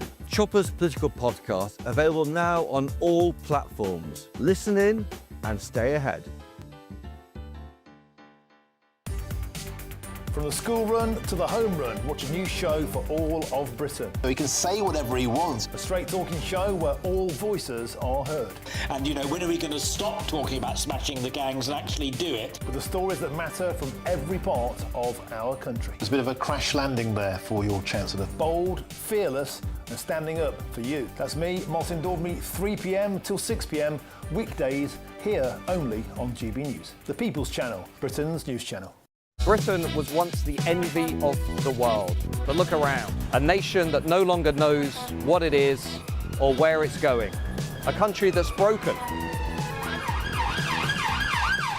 How do we fix Britain? How do we bring it back? Friday night with Matt Goodwin at 8 p.m, only on GB News. No matter the state it's in, this is our nation. Join me, Jacob Rees-Mogg, for a genuine, honest discussion on where we have been, where we are going, and where we are with the people who set the direction. Tune in to State of the Nation every Monday to Thursday, 8 to 9 o'clock. Only on GB News. Britain deserves a newsroom that puts the facts and your voice first. Well, and that's what you get on GB News. Lively debates, lively conversation. And we're not afraid to hold power to account. And each other. So join me, Andrew Pearce. And me, Miriam Cates, for Britain's Newsroom, weekdays from 9:30 on GB News.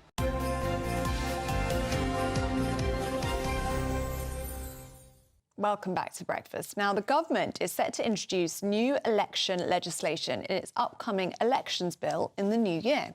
Proposed changes already include extending voting rights to 16 and 17-year-olds and improving voter registration. But one Labour MP is going even further. Yeah, she's Emily Darlington, the Labour MP for Milton Keynes Central, and she wants to make the Electoral Commission recommend enhanced DBS checks for candidates. They're the checks you need to have if you work with children normally or vulnerable people, as current prospective parliamentary candidates can stand even if they have a criminal record. Well, it comes after a former UK MP, James McMurdoch, has been convicted of assaulting his girlfriend 18 years previously. So today we're asking, is this too far, or should anyone with a criminal record be barred from becoming MPs? Well, joining us now to debate this is former Detective Chief Inspector Dave McKelvey and Prison and Justice Advisor for Reform UK, Vanessa Frake. Very good morning to you both. Vanessa, let's start with you, shall we? Should a criminal record bar somebody from becoming an MP? Well, look, under current legislation, it's for an MP. They can even apply to stand for a member of Parliament serving 1 year or less, even whilst they're in prison. Look, it's assumed that our MPs are fit and proper people, and we all know what assumption is. But to me, I think the most important thing is to protect the vulnerable people that MPs often come into contact with, which is in care homes, hospitals. You know, teachers, social workers have to have DBS checks. Why on earth wouldn't an MP? What do you reckon, Dave? I totally agree. I mean, the reality is that, you know, those who make law should abide by the law. And as it stands at the moment, unless you've been sentenced to a term of imprisonment for more than 12 months, you can stand as an MP and you can sit as an MP, which is a complete nonsense. Obviously, you could have shoplifters in there, fraudsters, paedophiles, all sorts of people. But Dave, so these MPs making law. But there's an argument, Dave, to say, and a lot of people will agree with you, but isn't there an argument to say the whole point of the criminal justice system is that, you know, if you're convicted, you serve your time, and when you come out, your debt is paid. Or at least when your licence has expired, your debt is paid. Shouldn't we allow people to be reformed and then, you know, take a position in society? You know, I've spent an entire career in policing, dealing with reformed people who reoffend repeatedly. You know, what are you going to do? You're going to let Hugh Edwards become an MP? He never got sentenced to more than 12 months in prison. You know, making policy on sexual offences. You know, it's a complete nonsense, and most members of the public probably wouldn't even be aware of the fact that an MP could have a criminal record at this time. You know, it's complete madness, if you ask me. Vanessa, does it depend on what you have on your criminal record? I mean, if it's just for activism or something like that, would that be something that could stop you from becoming an MP? Or is that something that people could look past? Well, I think it depends. I mean, there's very few crimes that there are no victims. And I think, above all, the victims have to come first. You know, do I want somebody who has you know, assaulted police during some sort of march or something as my MP? No, actually, I don't. I expect better. And I think that the law does need to change. The fact that somebody could be serving a 12-month sentence and still run for Parliament is laughable. So is it your position then, Vanessa, that we should ban, if you've got a criminal conviction, you should not be allowed to stand as an MP, full stop? No, I don't think you should. The same as if you've got a criminal record for most things. And I mean, I'm not talking fines for, you know, speeding, et cetera, et cetera. I'm talking any criminal record that warrants either a suspended sentence or a prison sentence. You shouldn't be able to become an MP. Same as you wouldn't be able to become a prison officer, a police officer, you know, healthcare assistant, whatever. And I think that, you know, the fact that at the moment you can is laughable. Dave, last word to you. No, I'm in total agreement. There's no discussion there. I'm 100% agreeing. OK, Dave and Vanessa, we'll leave it there. Thank you very much. Vanessa, just before you go, I just wanted to ask you about James McMurdoch. Then, I mean, I mean, what would you do with James McMurdoch? I'd get him to resign. I'm not going to stick up for somebody who's been convicted of domestic violence. I'm sorry, I'm not. You know, I think that, as I said before, Stephen, you know, I think we have to consider victims of crime, not the perpetrators. There are consequences for all actions. All right, you two, good to see you both. Thank you very much indeed. I should say James McMurdoch does appear to be an independent MP, at the moment at least. But he was elected for Reform UK, but now appears to be sitting as an independent. So, just to clarify that. But nevertheless, both very, very strong words from both of them there. What are your thoughts? gbnews.com/your say. Now, do stay with us. Still to come, we'll be going through all of the sports news with Paul Coyte, with England at the Ashes. That's next.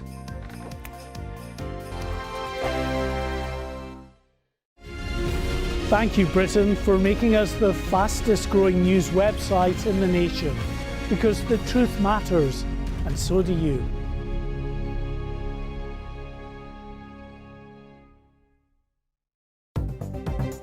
Good morning, this is the latest AI travel news from gbnews.com. The M11 northbound between Junction 8A and Junction 10 is currently impacted by a road traffic collision, resulting in one of 2 lanes being closed and causing delays of approximately 40 minutes. In Solihull, the M6 northbound between Junction 4 and Junction 6 is experiencing significant delays of 50 minutes due to an accident involving an overturned vehicle, leading to the closure of 2 out of 3 lanes.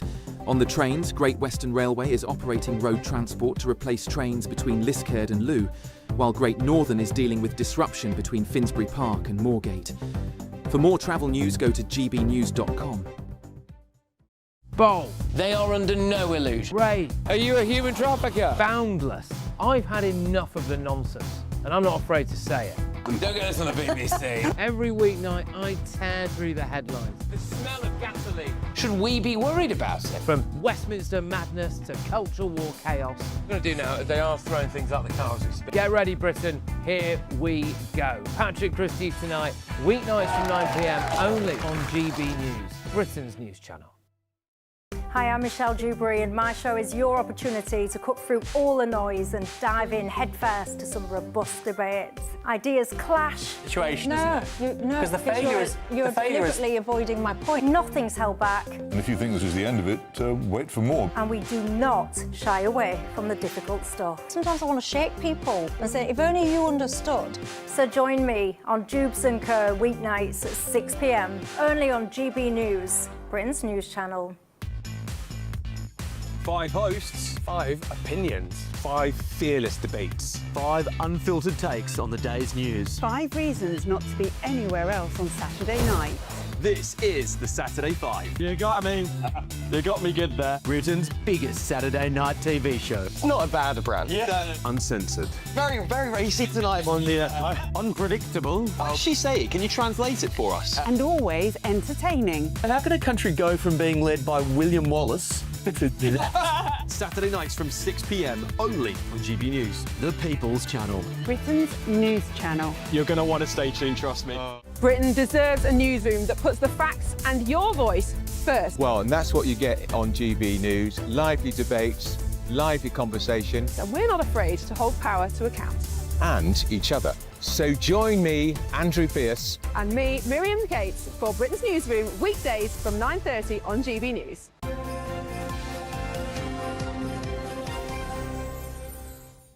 Paul's here with the sport at 7:34. What's happening with the Ashes then? What's the latest? 155 for 2.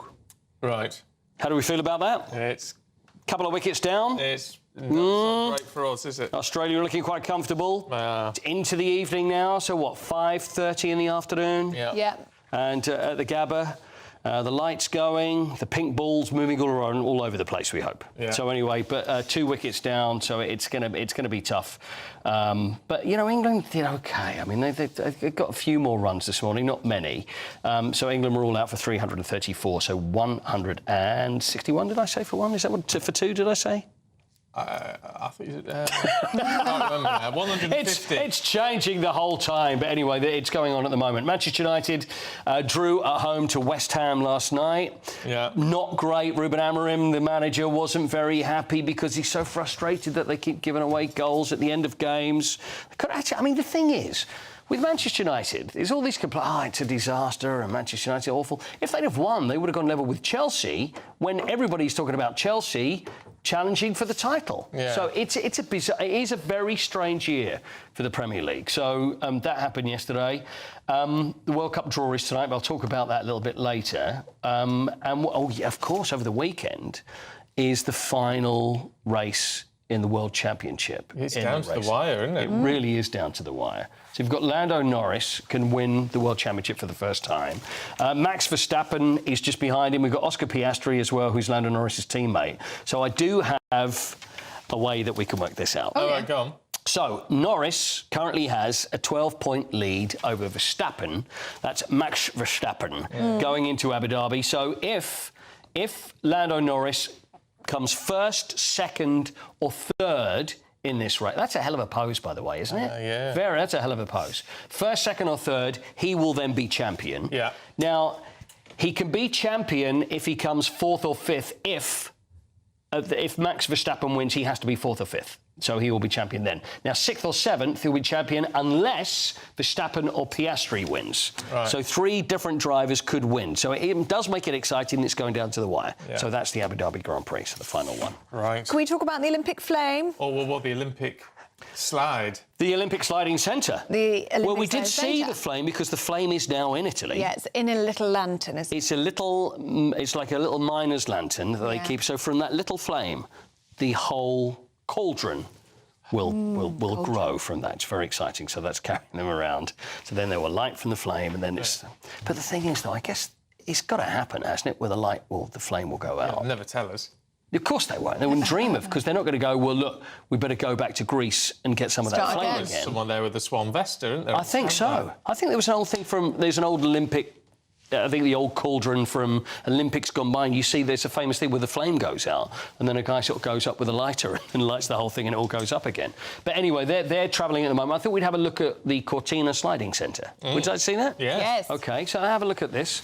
Now, look at that. Wow, it looks see, there it's in the amazing. Dolomites, of course. In the That's Dolomites, Cortina. covered in snow. Looks amazing. There we are. I mean, it's a beautiful view. I can't see what the... Oh, I see. That's a bit more concrete. Concrete. It's very concrete. That's it. That's probably... With the sliding centre, that's where they have the bobsleigh. Oh, then there is the bobsleigh.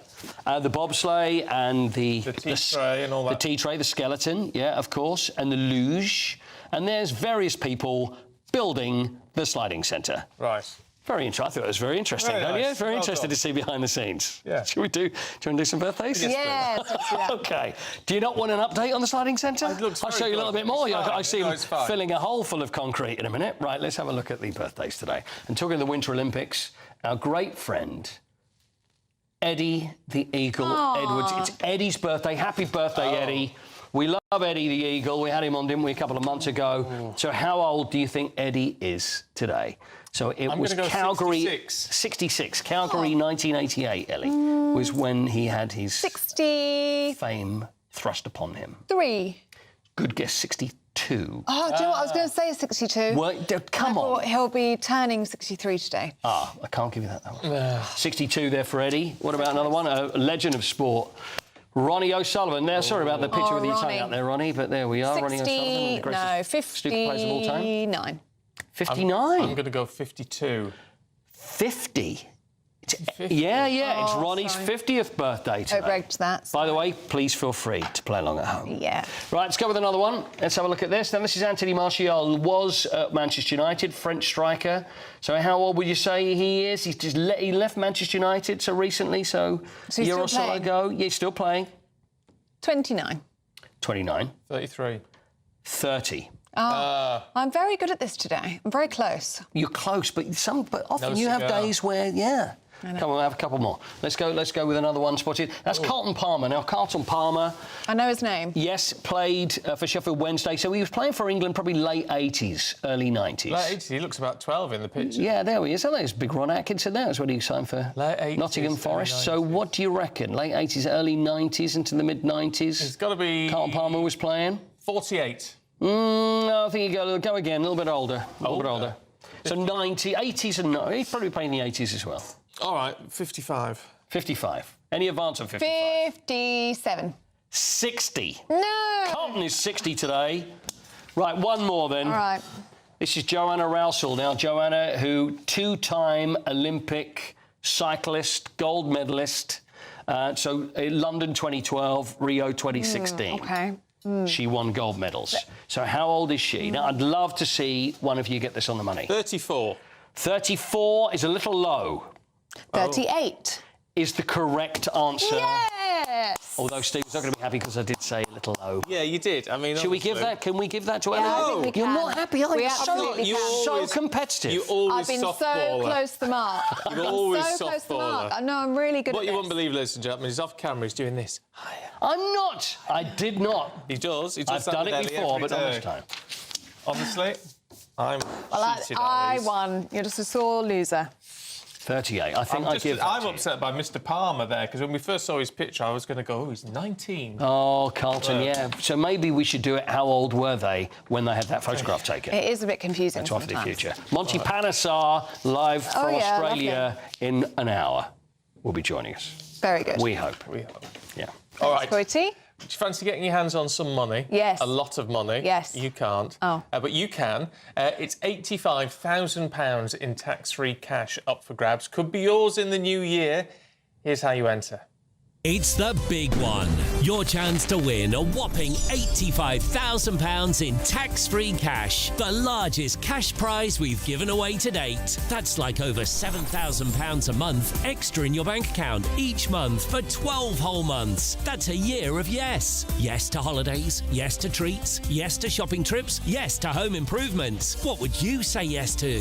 For a chance to win £85,000 cash, text cash to 63225. One entry costs £2.50 plus one standard network rate message. Or text bonus to 63225. 5 entries cost £5 plus one standard network rate message. Go to gbnews.com/win. Entries start at £2.50. Call 0903 686 3232. Calls cost £2.50 plus your network access charge. Or post your name and number to GB18 PO Box 8690 Derby DE1 9TT. UK only. Entrance must be 18 or over. Lines close at 4 p.m. on the 30th of January. The winner may be contacted live on GB News, week commencing the 9th of February 2026. Please check the closing time if listening or watching on demand. Good luck. Yes, good luck. Now, up next, Brexit is back, causing rifts in Downing Street as the Deputy Prime Minister David Lammy speaks out against the Prime Minister. We're going to be going through that and much more in the papers of Charlie Rowley and James Rampton. First, so if you fancy some holiday sun, keep your fingers crossed. Here's the European forecast. Can't wait to get in that sea. Lovely and warm. Just like the feeling of having great travel insurance. All Clear Travel Insurance sponsors GB News Travel Destinations Forecast. We start Friday with some dense patches of fog and a few frosty areas too. We're going to end the day with many of us seeing thick cloud outbreaks of rain and some strong winds. What about Saturday? Well, join me later for all your weather details. All Clear Travel Insurance sponsors GB News Travel Destinations Forecast. Britain was once the envy of the world. But look around. A nation that no longer knows what it is or where it's going. A country that's broken. How do we fix Britain? How do we bring it back? Friday night with Matt Goodwin at 8 p.m. only on GB News. This is GB News, Britain's news channel. I'm not so concerned about the very highly paid public officials like Sadiq Khan, but even he is paying nearly £20,000 a year into his own pension. So it's quite right that he should get the appropriate pension on his retirement.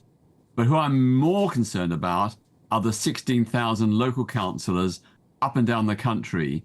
They work an average of 22 hours a week. Some of them, about 1 in 8, work more than 35 hours a week serving their local communities. They don't get paid a wage, but they do get an allowance.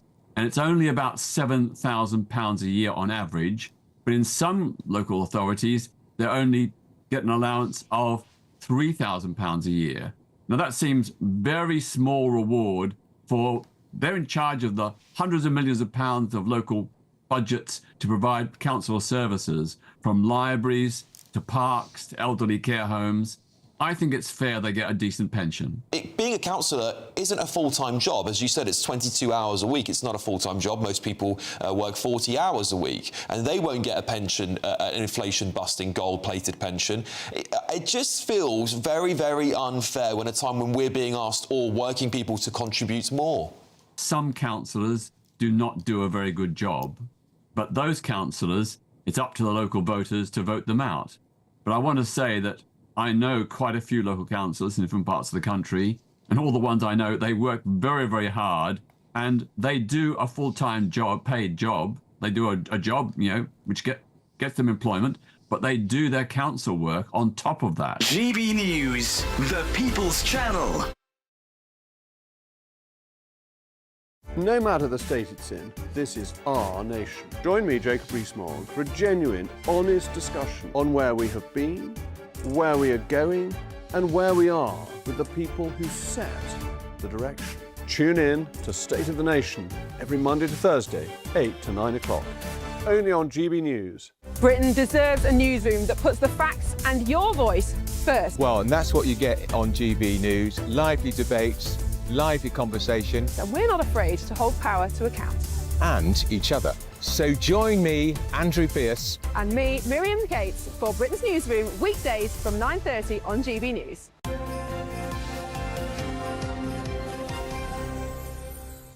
Oh, 7:46, let's have a look through the papers with Charlie Rowley and James Rampton. Morning, you two. James, the Telegraph has this row in Downing Street over Brexit.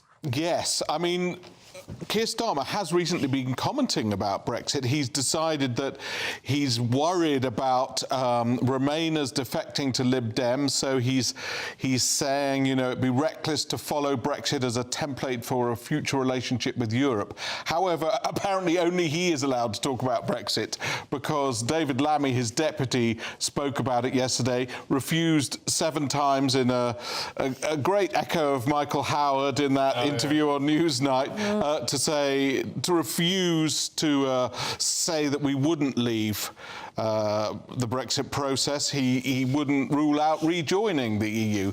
But what I think it does highlight is this discord within Downing Street, which, you know, we saw last week in the budget. We've seen constantly these rows, the leaking of the story about Wes Streeting being on manoeuvres. There's a real sense that there are fractures at the heart of the government.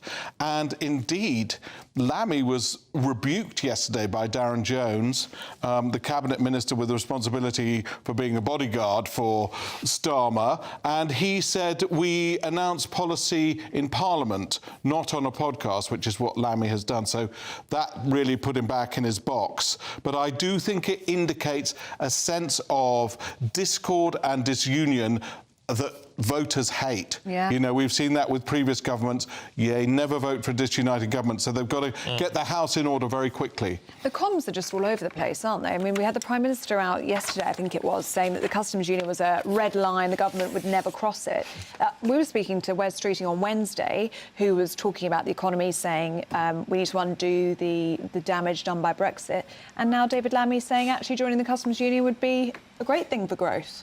Yeah, exactly. Very mixed messaging. Very confused messaging. Very confused indeed. And, you know, but more so than that, I mean, they might all have different personal views about Brexit. I mean, I'm sure they will. Toe the party line. Toe the party line. But also, I mean, what votes does David Lammy, as a politician, as the Deputy Prime Minister, as the former Foreign Secretary, what votes does he think he's chasing? Because at a time where the attack should be on reform, if you're a Labour strategist, you want to win back those red wall seats. That's what they've got at the minute. That's why they've got that thumping majority. But those constituencies all seem to be pointing in completely total direction, a red wall that actually voted to leave the EU. Yeah. I mean, who are they going after? Is it Lib Dems, perhaps? But, you know, it's a very... Why would you bring it up? I just don't understand that. Talking of confused messaging, of course, we were told in the budget, that we're getting, eventually, we're going to get £150 off our energy bills because of the cost of living crisis and all that. Only it turns out, according to the Times, that we get £150 off, but we're going to have to pay £116 more.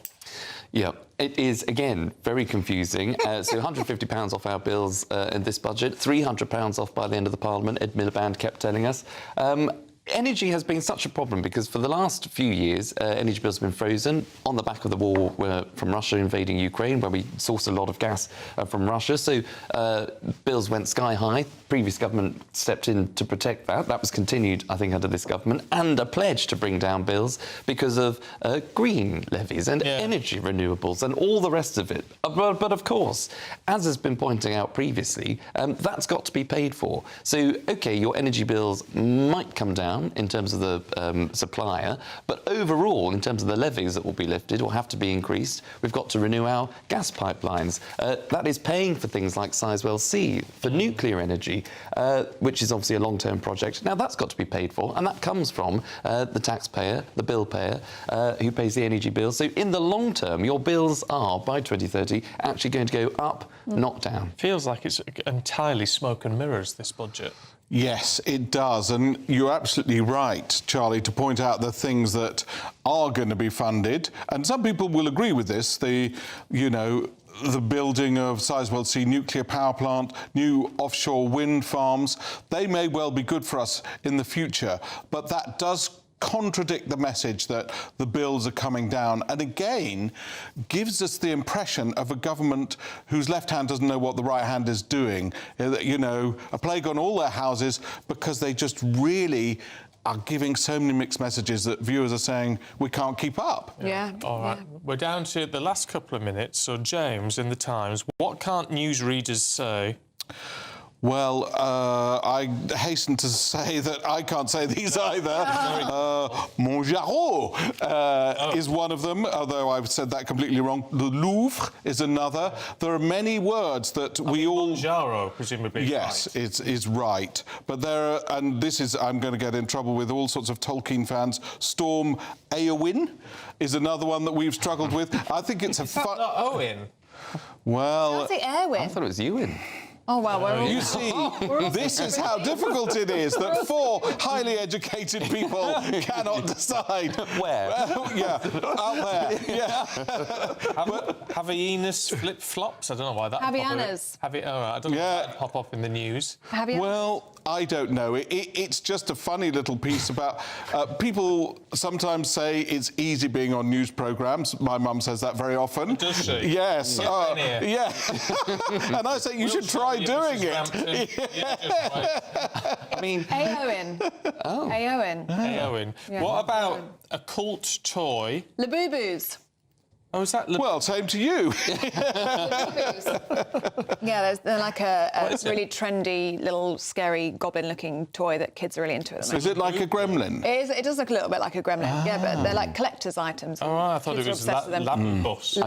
Anyway, to all those people, including my mum, who thinks it's easy, try and say these words on live television. Yes. I mean, I just think it's coming up to obviously the festive season where there's lots of parties going on. I think people won't be able to pronounce their own name, let alone some of these. What's your name again? All right, you two, we'll see you later, whatever you call.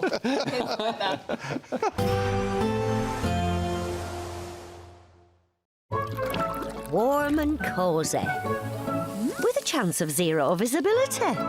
Boxed Boiler sponsors the weather on GB News. Morning. Yes, it's time for your latest weather update from the Met Office here on GB News. One of those days where we start with patches of fog and frost, and we end with most of us seeing wet and windy weather, but in between should see a bit of sunshine. Some dense patches of fog across the southeast. Beware of that if you're just heading out on the roads. For the west, the rain is creeping into Cornwall with a strengthening wind. That's spreading into Devon, Pembrokeshire and across Northern Ireland probably before lunchtime. It doesn't stop there, drifting across all of Wales towards the Midlands by the end of the afternoon. Many eastern areas of England, much of Scotland, will be staying largely dry and fine. On the chilly side here, 6 or 7 Celsius, but further west, milder areas accompanying the rain, but obviously not feeling all that pleasant as the winds pick up and that rain extends in. Going to make for a pretty soggy Friday evening on the roads across a good part of England and Wales. A lot of spray and surface water. Still largely dry along the east coast. starting to dry up in the west of Northern Ireland as that rain pushes up the M6 and along the M8 into parts of Scotland. But the northeastern corner, bar the odd shower, still affecting the Northern Isles, and a brisk wind bringing a cool feel here. Still generally dry until that rain gets in, certainly after dark, providing a bit of snow over the tops of the hills. Following on from that rain band, there will be showers, plenty of them, packing into western areas, especially on a gusty, blustery wind. That will help to keep the temperatures up. Generally, towns and cities dipping to about 4 to 6 degrees Celsius. On to Saturday, and it will be a blusterous, boisterous Saturday. Tomorrow sees frequent showers coming in around an area of low pressure, staying pretty soggy across northeastern Scotland. Lots of showers for South Wales and southwest England. Of course, quite sensitive here. It's been very wet, so any extra rainfall could cause further issues. The showers will be heavy, perhaps even thundery. May not see too many of them in parts of the east. And temperatures close to average, but feeling cooler in the gusty winds. Warm and cosy, with a chance of zero visibility. Boxed Boiler sponsors the weather on GB News. Thank you, Britain, for helping us reach 8 million followers across social media. Thank you for making us a part of your daily life.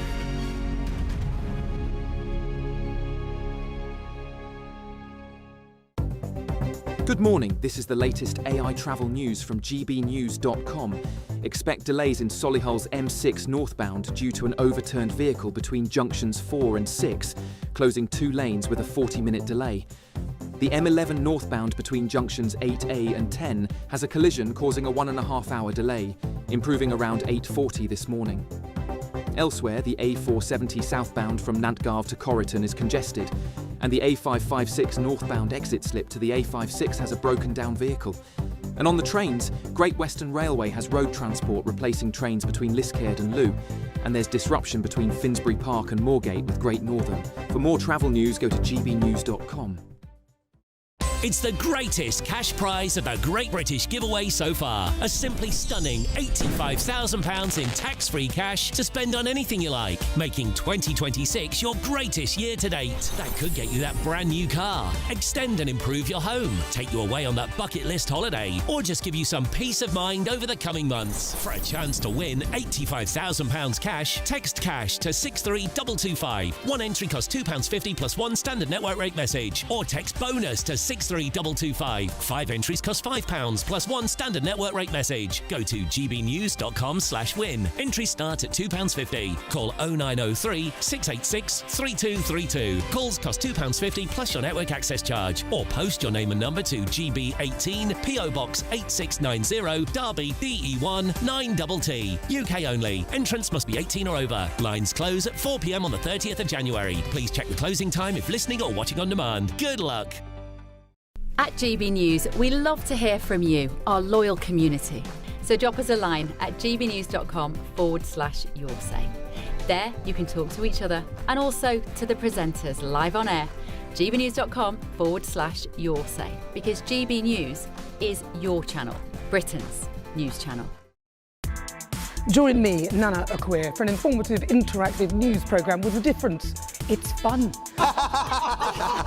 No, he didn't say that, though. I'm so surprised. I think there's an element of truth to that. Join me from 3 p.m. every weekend, only on GB News, Britain's news channel. In the GB Newsroom, we bring you the news as it happens. With our team of dedicated journalists across the UK, we're ready to keep you up to date with what's happening every half an hour, every single day. Bulletins here on GB News, the People's Channel, Britain's news channel. A really important thing about GB News, and it's brought something completely different to the landscape. The mainstream is all about keeping the status quo as it is, ticking along quite nicely. They don't want to ask difficult questions. GB News exists because there is a desperate need for fearless journalism that puts the people first. GB News came on the scene as a disruptor, and it has always been a disruptor ever since. Journalism in this country has been a cosy world full of groupthink until now. Well, the reality is that most British journalists are afraid. That's not GB News. Journalism is journalism at the end of the day, and we're not here to serve any masters. Our masters are our audience. We're here to talk about things in a way that have never been broadcast on British airways before. Do not miss a moment on GB News. The #1 news channel in the country.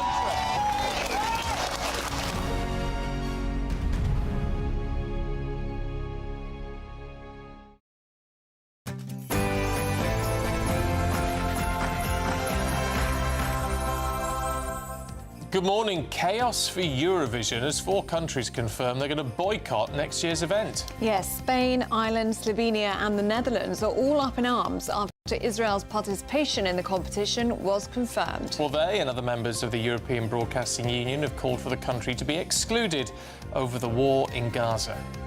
Well, could this be the end of the Eurovision Song Contest as we know it?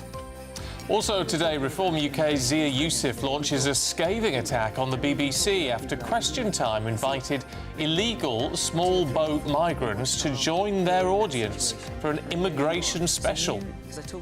That's right. Zia Youssef, Reform UK's key figure, says why on earth were asylum seekers asked on to a Question Time show to grill him and the panel? Elsewhere, the Deputy Prime Minister, David Lammy, breaks ranks on Brexit. He says rejoining the customs union would boost growth. That comes just days after the Prime Minister described it as a red line that the government would not cross. The Princess of Wales' annual Christmas Carol concert takes place tonight, where Catherine is going to praise those acting with love in their communities.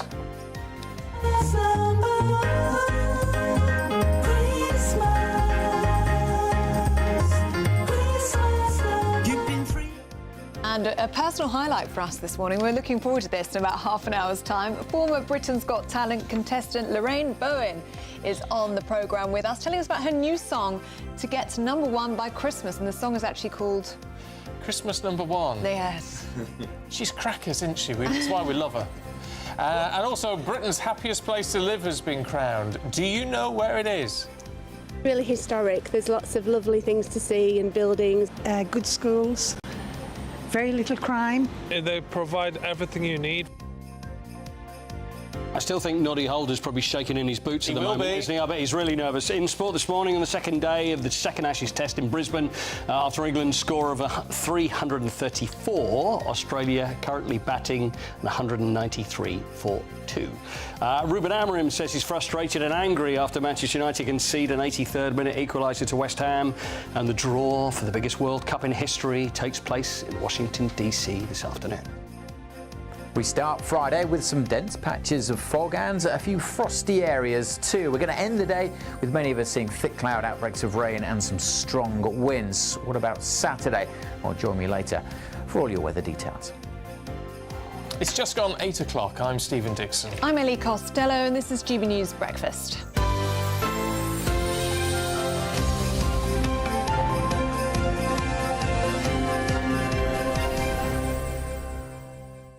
Now, our top story this morning may be about Eurovision, but as we've got Kevin Hollinrake, the chairman of the Conservative Party, lined up in Westminster, I don't know that we'll ask him about Eurovision, really, although I'm sure he's a dedicated fan. But instead, we'll ask him about what is going on in the world of politics. Morning to you, Kevin.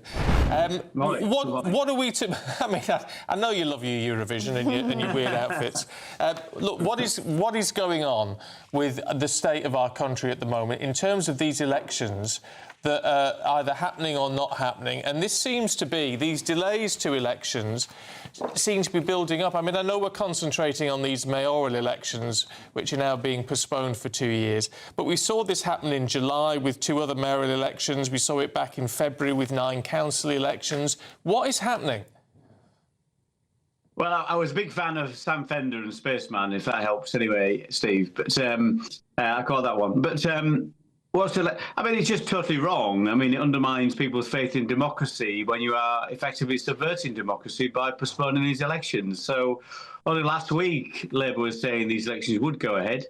and now they're saying they won't. So it's all over the place, like many things about this government right now. And since they took over, it's all over the place. It's in chaos. I'm not even sure they know what they're doing, but really, you've got to make sure these elections take place. That was what's promised. It looks like they're running scared of these elections. That's never a good look. They should get on and make sure the elections are held and take the results on the chin. It would be my advice. I've got to ask you about you recently coming under fire for seemingly likening Reform UK to the Nazi parties. This is Nigel Farage posted a badge, the new Reform UK badge. It was black and gold in colour. You then posted a link to a Wikipedia page about the Nazi badge, which was introduced in 1933, went to the first 100,000 members to join Adolf Hitler's Nazi party. Is that really what you think of Reform UK voters? No, I wasn't saying that at all, and that was just how some people misinterpreted it. I was merely saying that's it's an error of judgment. It was a light-hearted comment. It was an error of judgment. It was not about Reform UK. It was about Nigel Farage's judgment, his taste, and I thought it was probably an error of judgment. That's the point I was making, and it was conflated and taken out of all context by some other people, that's all. But do you think, is it worth apologising for now? Because it was, I mean, to post that, surely with hindsight you can see it was an error of judgment on your part. Well, it was never meant to be taken like that. He never said that. There was no comment attached to it. It was just a kind of raised eyebrows comment. So, but I think comparing anything to the Nazis is a slur, is it not? And it's been described as lazy, it's been described as weak. Well, described by who, though? I mean, that's the thing here. You've got politics involved here. Some people use it for their own purposes. That's not what I was saying at all. And many people have said that. That's not what I was saying at all. But I understand that politics sometimes gets in the way of this and people use it for their own ends. I'm just slightly intrigued by the fact that when you said in relation to the elections that the government needs to hold the elections and take it on the chin, I wonder if with this incident, you can stick to your line of saying it's not how you meant it, but perhaps you need to take it on the chin and say, yeah, it wasn't the right thing to do. Well, maybe you can argue that, Steve. You know, it's not something I do every day. But it's not. There's no. If people have taken offence by it, of course. I mean, to offend any reasonable Reform voter, and many people I can understand why they vote Reform because they've lost trust in other parties. We're trying to rebuild that trust under a strong leader. But if people are taking offence by it, I apologise for any offence I have given, of course. But that's not the spirit it was meant in, and certainly have many people that are currently planning to vote Reform or voted Reform in the past have a great deal of respect for. So there's no way in the world I was calling those people what's been said I was calling them. OK. Is a merger on the cards between the Conservative Party and Reform UK? You probably saw it in the Financial Times this week, reports that Nigel Farage told Reform donors he believes the two parties will have to come together if they want to win the next election. Is a merger on the cards? Absolutely not. Our position is very clear on Reform. They're a one-man band. They're all over the place on policy. They are very left-wing on the economy. That's not the kind of politics or policies we would adopt. You know, we've got a long distance to travel, of course. We've got a great leader who's got the strength this country needs. We've got a clear plan in terms of being able to reduce spending, reduce the size of the state by reforming welfare and cutting the size of the civil service and sharing the proceeds of that with a reduction in our deficit, a reduction in the amount of debt we're accumulating, but also cutting some key taxes in terms of things like stamp duty on your own home and business rates for those hospitality venues and shops that are struggling in our high streets. That's what we want to do. We've got a clear plan. I'm afraid Reform don't have any such plans, and indeed any plans they do have seem to be copying our plans. So no, that's not where we're going. We're fighting a long battle, which will take us all the way through to 2029, which we have every expectation of winning. Can I ask you about your lead? You said you've got a great leader in Kemi Badenoch. I know you've been on here many, many times and championing her. She's definitely found her feet in the last couple of weeks. PMQs have been very strong. The budget response was very strong, got her a lot of attention. She was good at conference. What's going on? I mean, has she taken a leaf out of Margaret Thatcher's book and got herself some training? But Kemi's her own person. That's one thing I love about her. I think she's the only really authentic leader we have in politics right now. I was one of her ministers in the Department of Business and Trade when she was business secretary. I was nothing but impressed by her, but she's got the courage, she's got the conviction. She knows exactly what she thinks. She's a proper conservative. You know, some people you've only seen that quite recently. I understand that, but Kemi took the difficult decision to actually develop her policies properly with proper consideration before she announced them. So she made sure she could stick to her pledges. That's what she does. I have every expectation that all the things we set out when in opposition we'll be able to deliver when in government. This country needs a strong leader. That strong leader is Kemi Badenoch. Can I ask you about the BBC? Because Zia Youssef, Reform UK's Zia Youssef, has launched a scathing attack on the BBC. This is about an episode of Question Time. It was an immigration special. It was in Dover. And multiple asylum seekers, those who had crossed over in small boats illegally, were asked to sit in the audience and were able to ask questions to the panel. Was that an appropriate move by the BBC? What do the Conservatives make of this? I think that sounds very strange. I didn't see the programme or the context it was in, but our responsibility is to the citizens of this country. And as politicians, we appear on programmes like Question Time and others. So it's not, to me, it sounds inappropriate and wrong. The people in that audience and the people sat at home are the people we should be talking to, are the people who vote for us and expect us to implement our policy agendas. Those are the kind of people that really we should be focused upon. So what does it say about the BBC? I mean, because it's made this decision whilst already under fire.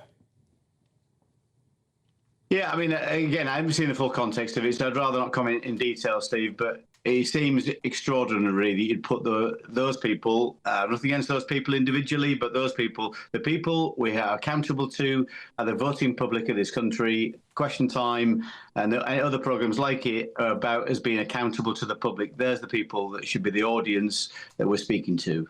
All right, Kevin, good to see you. We appreciate Thank you very much. your honesty on all the things we've talked about today. Thank you very much indeed. Thank you. Thank you, Kevin. Should we get the latest from our political editor, Chris I think we should. on this very issue? An apology before breakfast. Well done, you two. Yeah. To agree with an apology there about those eyes he did about the issue of the reform badge. You didn't mean to offend anybody. Say if you back reform, you're akin to supporting the Nazis or something. That's not what he meant. It was meant to be a joke, and that's the first time I've heard that from the chairman. Yeah, and apologies if anyone was offended by that. Well, at least it's something. I mean, sometimes politicians just need to apologise. It's no problem. It's just Twitter. Yeah. It's Twitter. Yeah. It's ephemeral. Yeah. If you oversay something on Twitter, just say, it's just a joke. Yeah. But jokes, they don't get jokes on Twitter, do they? No. Well, it's like text messages. It's how you read it. It's how you read it. You know, it's not often. So good for him. Yeah. Look, can we? In terms of Question Time last night, I mean, look, agreement from Kevin Hollingray there. It was a very strange thing to do from the BBC, wasn't it?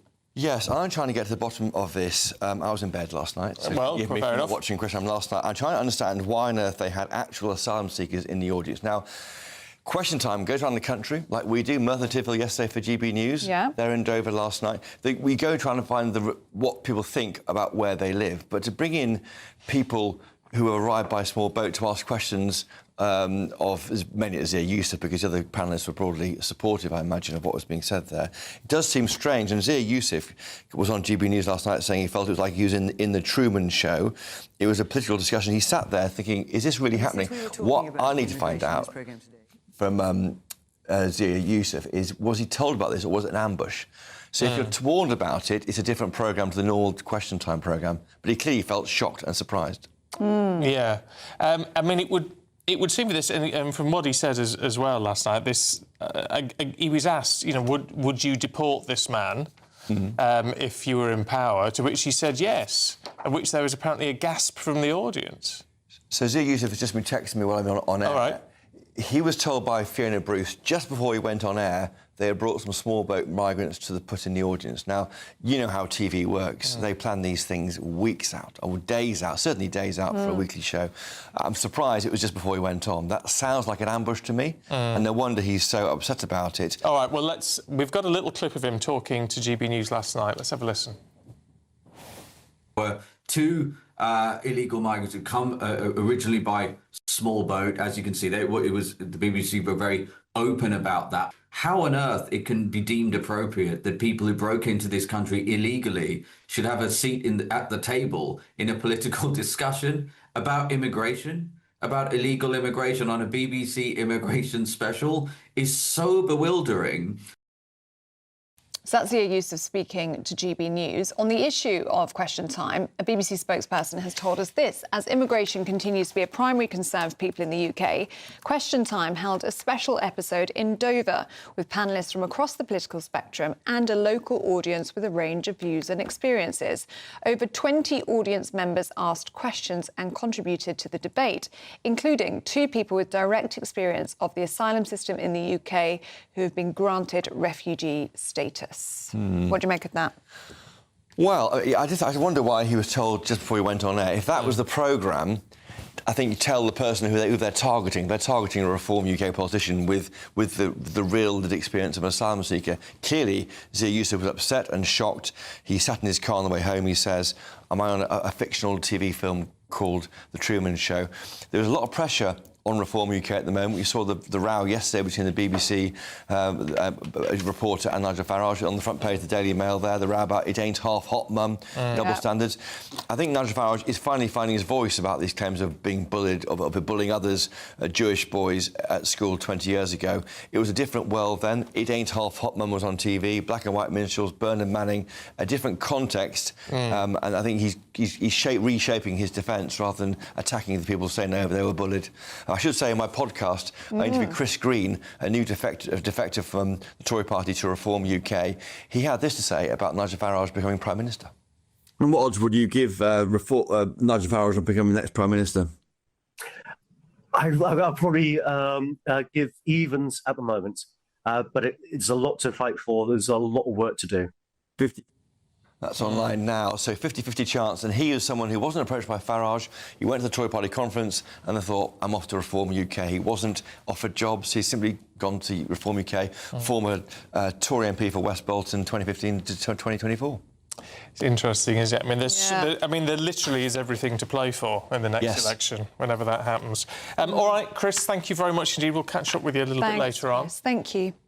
Now, at 16 minutes past 8, the Eurovision Song Contest has been thrown into chaos. Yet Spain, Ireland, Slovenia and the Netherlands are all boycotting the competition in 2026 after Israel's participation was confirmed. Well, more nations are expected to follow, with Iceland, Belgium and Finland reportedly also considering pulling out. Let's talk to the editor of Tribune magazine, Carl Hansen. Carl, what do you make of this? Is Eurovision doomed now?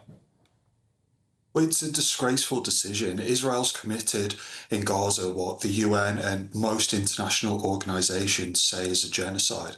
So, of course, it should be banned. And it's worth remembering that Russia was banned almost immediately following its invasion of Ukraine. So it's really no surprise that this shameful double standard has brought Eurovision into disrepute. But Russia, of course, invaded a sovereign territory. Israel responded to a terrorist attack in which more than 1,200 people were murdered. Israel's committed a genocide, and there's no defending that. There's no defending slaughtering potentially hundreds of thousands of innocent people. It's the greatest crime of the modern age.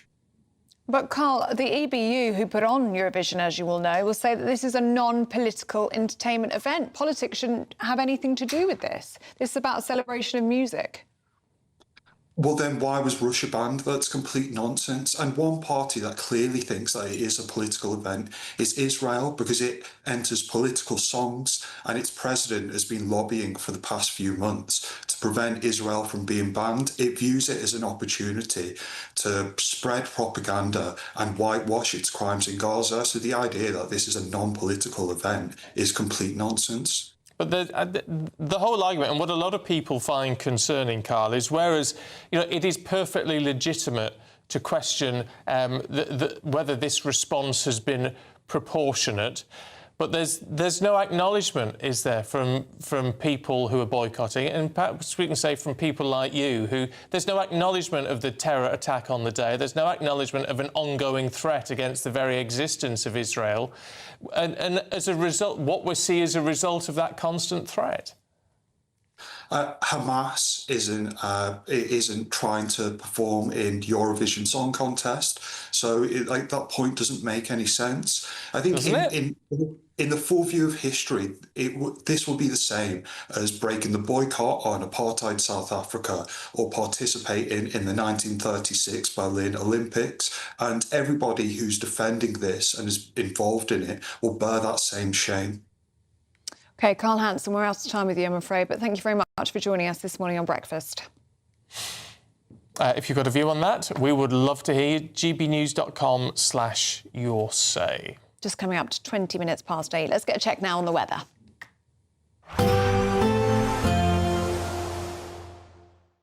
Expect warm spells with the odd rude interruption. Box Boiler sponsors the weather on GB News. Morning. Yes, it's time for your latest weather update from the Met Office here on GB News. One of those days where we start with patches of fog and frost, and we end with most of us seeing wet and windy weather, but in between should see a bit of sunshine. Some dense patches of fog across the southeast. Be aware of that if you're just heading out on the roads. For the west, the rain is creeping into Cornwall with a strengthening wind. That's spreading into Devon, Pembrokeshire and across Northern Ireland probably before lunchtime. It doesn't stop there, drifting across all of Wales towards the Midlands by the end of the afternoon. Many eastern areas of England, much of Scotland, will be staying largely dry and fine. On the chilly side here, 6 or 7 Celsius, but further west, milder areas accompanying the rain, but obviously not feeling all that pleasant as the winds pick up and that rain extends in. Going to make for a pretty soggy Friday evening on the roads across a good part of England and Wales. A lot of spray and surface water. Still largely dry along the east coast, starting to dry up in the west of Northern Ireland as that rain pushes up the M6 and along the M8 into parts of Scotland. But the northeastern corner, bar the odd shower, still affecting the Northern Isles, and a brisk wind bringing a cool feel here. Still generally dry until that rain gets in, certainly after dark, providing a bit of snow over the tops of the hills. Following on from that rain band, there will be showers, plenty of them, packing into western areas, especially on a gusty, blustery wind. That will help to keep the temperatures up. Generally, towns and cities dipping to about 4 to 6 degrees Celsius.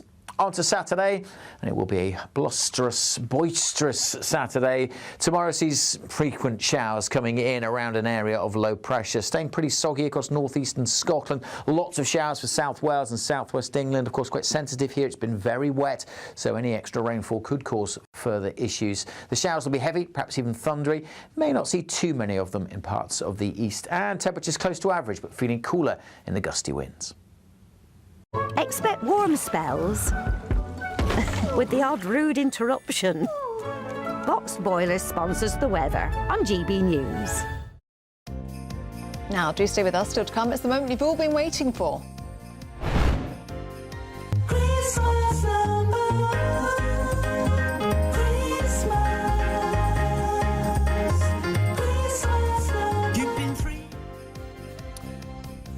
Former Britain's Got Talent contestant is on a new mission to get her song to #1 by Christmas. We're going to be talking to Lorraine Bowen in just a moment.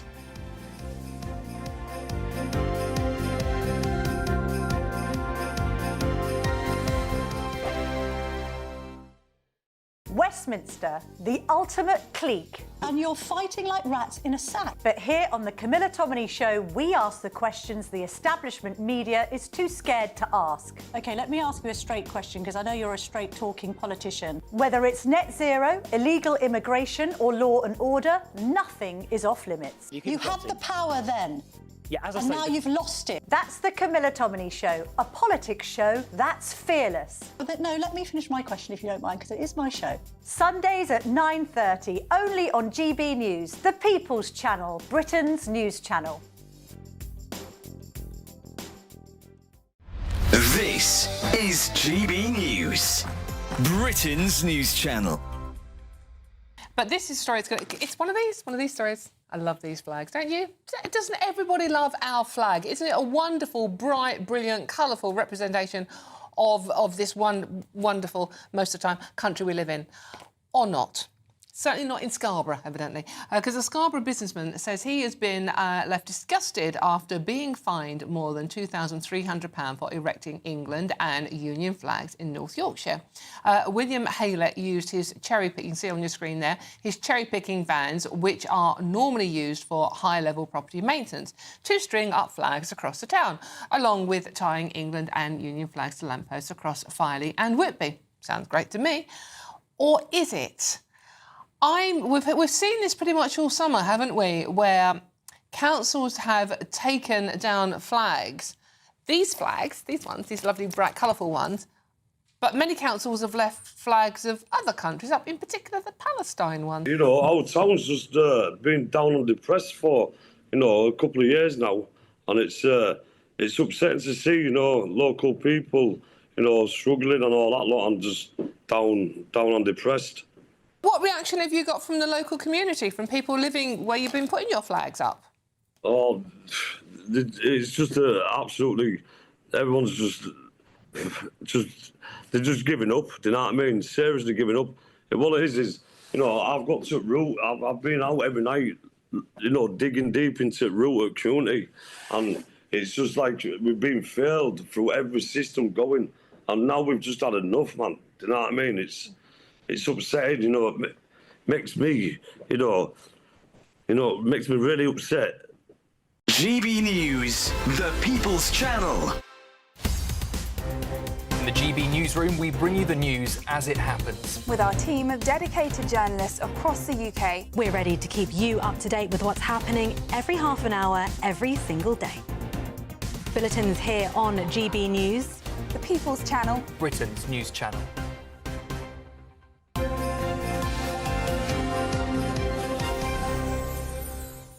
Now, just time to tell you about the new Great British Giveaway now, and it's a goodie, isn't it? £85,000 in tax-free cash could all be yours in the new year. Here are all of the details that you need.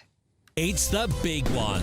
Your chance to win a whopping £85,000 in tax-free cash. The largest cash prize we've given away to date. That's like over £7,000 a month extra in your bank account each month for 12 whole months. That's a year of yes. Yes to holidays. Yes to treats. Yes to shopping trips. Yes to home improvements. What would you say yes to? For a chance to win £85,000 cash, text cash to 63225. One entry costs £2.50 plus one standard network rate message, or text bonus to 63225. 5 entries cost £5 plus one standard network rate message. Go to gbnews.com/win. Entries start at £2.50. Call 0903 686 3232. Calls cost £2.50 plus your network access charge, or post your name and number to GB18 PO Box 8690 Derby DE1 9TT. UK only. Entrance must be 18 or over. Lines close at 4 p.m. on the 30th of January. The winner may be contacted live on GB News, week commencing the 9th of February 2026. Please check the closing time if listening or watching on demand. Good luck.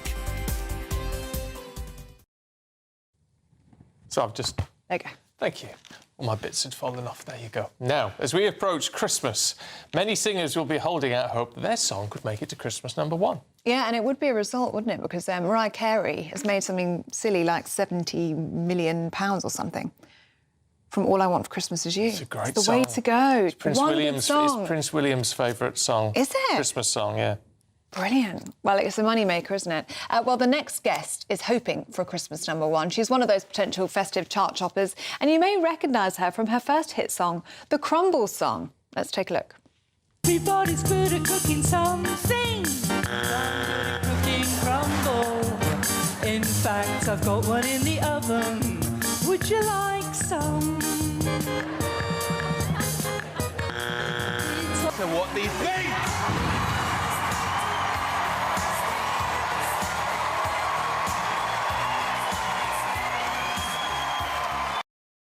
Well, that was Lorraine Bowen 10 years ago when she hit our screens with her first audition at Britain's Got Talent before getting that golden buzzer and going straight to the live semi-finals. Well, let's speak to Lorraine Bowen now. So good to see you this morning, Lorraine. Can you believe it's been 10 years since the Crumble song? What's it like watching that back? What's happened in 10 years? Oh, my goodness. Can you hear me, by the way? Yes, we can hear you. We can hear you. Fantastic. Lorraine, we've been saying all morning, with the greatest of respect and listening to your new release, we think you're a bit mad.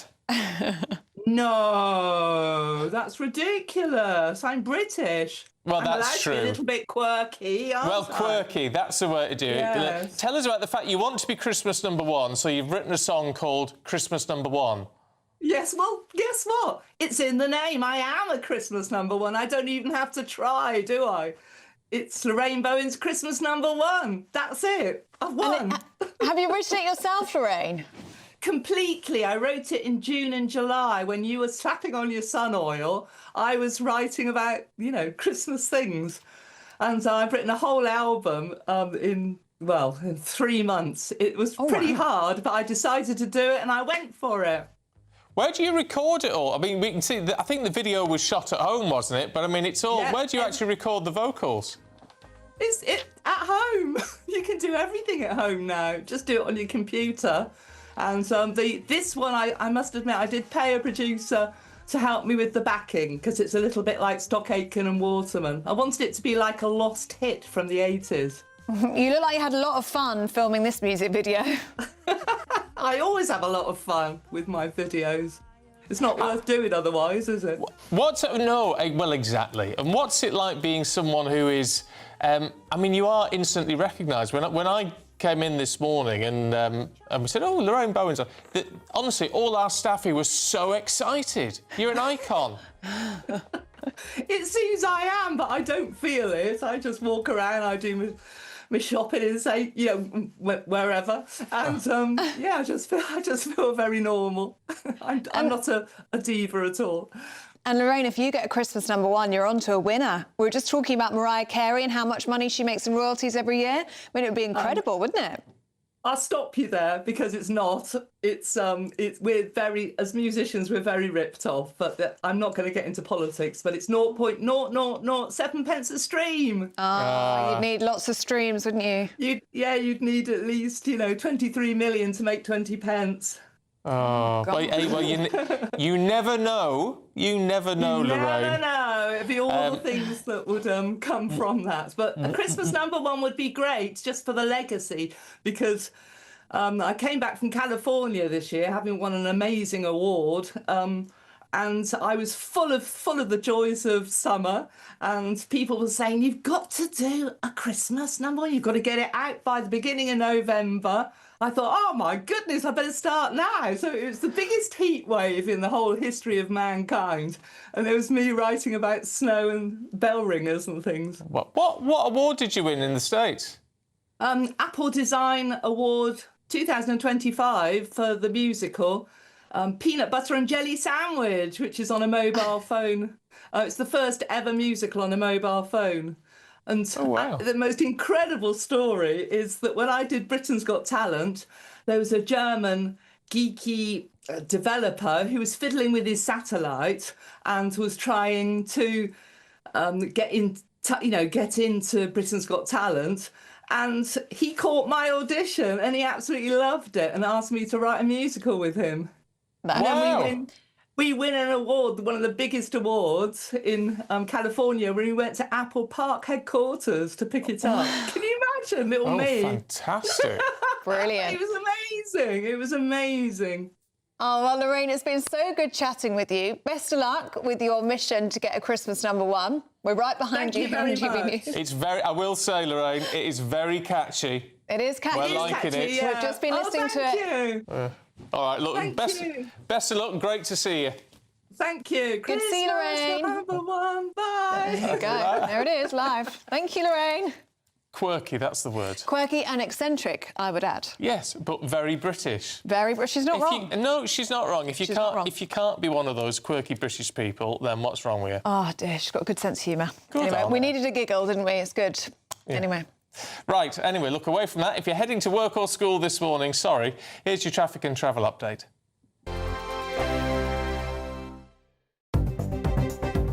Good morning, this is the latest AI travel news from gbnews.com. The A470 is congested southbound between Nantgarv and Corriton. On the M1 southbound in Wakefield, a broken down vehicle affects one lane between junctions 41 and 40, expected to clear by 8:45 a.m. Motorists on the M11 northbound between junctions 8A and 10 face delays due to a collision. One lane is closed, with 40-minute delays expected to clear by 9:27 a.m. And on the trains, Great Western Railway has road transport replacing trains between Liskeard and Looe, while Great Northern services face disruption between Finsbury Park and Moorgate. For more travel news, go to gbnews.com.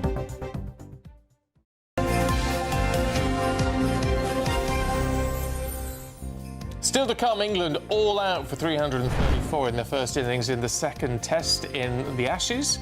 Australia are chasing them down, though, on the second day. We'll have all the details from Paul in just a minute.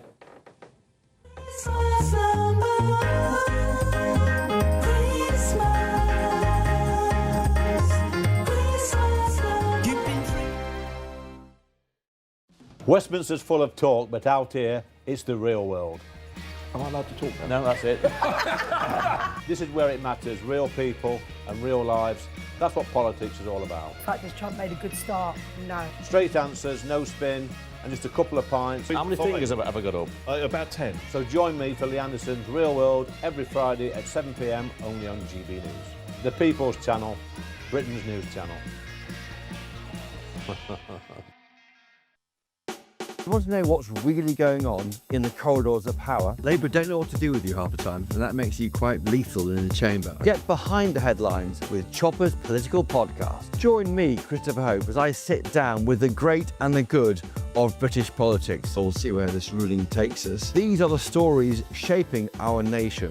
Chopper's Political Podcast, available now on all platforms. Listen in and stay ahead. Decisions made in Washington aren't just shaping America, they're shaping Britain too. From migration to global security, from crime to health. Whatever happens in the White House today will be felt in your town or city tomorrow. That's why The Late Show is live from Washington, D.C. Cutting through the politics to show you what it all means for Britain. The Late Show live every night at midnight. Only on GB News, Britain's news channel. Exciting news. Every Friday, my Patrick Christie's Tonight Show is going to have a twist to it. We're welcoming some special guests. You. That's right, on Fridays I'm going to be doing my show in front of a live studio audience because this show is about you and what you have to say. It's going to be the same big debates, same big topics, same big opinions. But every Friday night at 9 p.m, you are invited to come on down to Patrick Christie's Tonight to be a part of the action. Only on GB News, the People's Channel, Britain's news channel. At GB News, we love to hear from you, our loyal community. So drop us a line at gbnews.com/your say. There you can talk to each other and also to the presenters live on air. gbnews.com/your say, because GB News is your channel, Britain's news channel. Join me, Nana Akwe, for an informative, interactive news programme with a difference. It's fun. No, he didn't say that, Dave. I'm so surprised. I think there's an element of truth to that. Join me from 3 p.m. every weekend, only on GB News, Britain's news channel. In the GB newsroom, we bring you the news as it happens. With our team of dedicated journalists across the UK, we're ready to keep you up to date with what's happening every half an hour, every single day.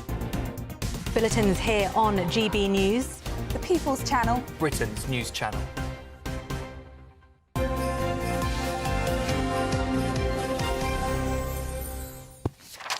Welcome back at Sports Time. Paul Coit is here with us. Morning. Good morning. What's the damage? The damage is it's okay. There's 3 wickets down, so I mean it's not great. I mean it could be better, quite frankly. I think Australia are going to go on and probably score 400 or 500. But what do I know? What do I know? You've got to have hope. Well, actually, you know what? I was going to suggest yesterday. I had a feeling that Joe Root was going to score 100 runs.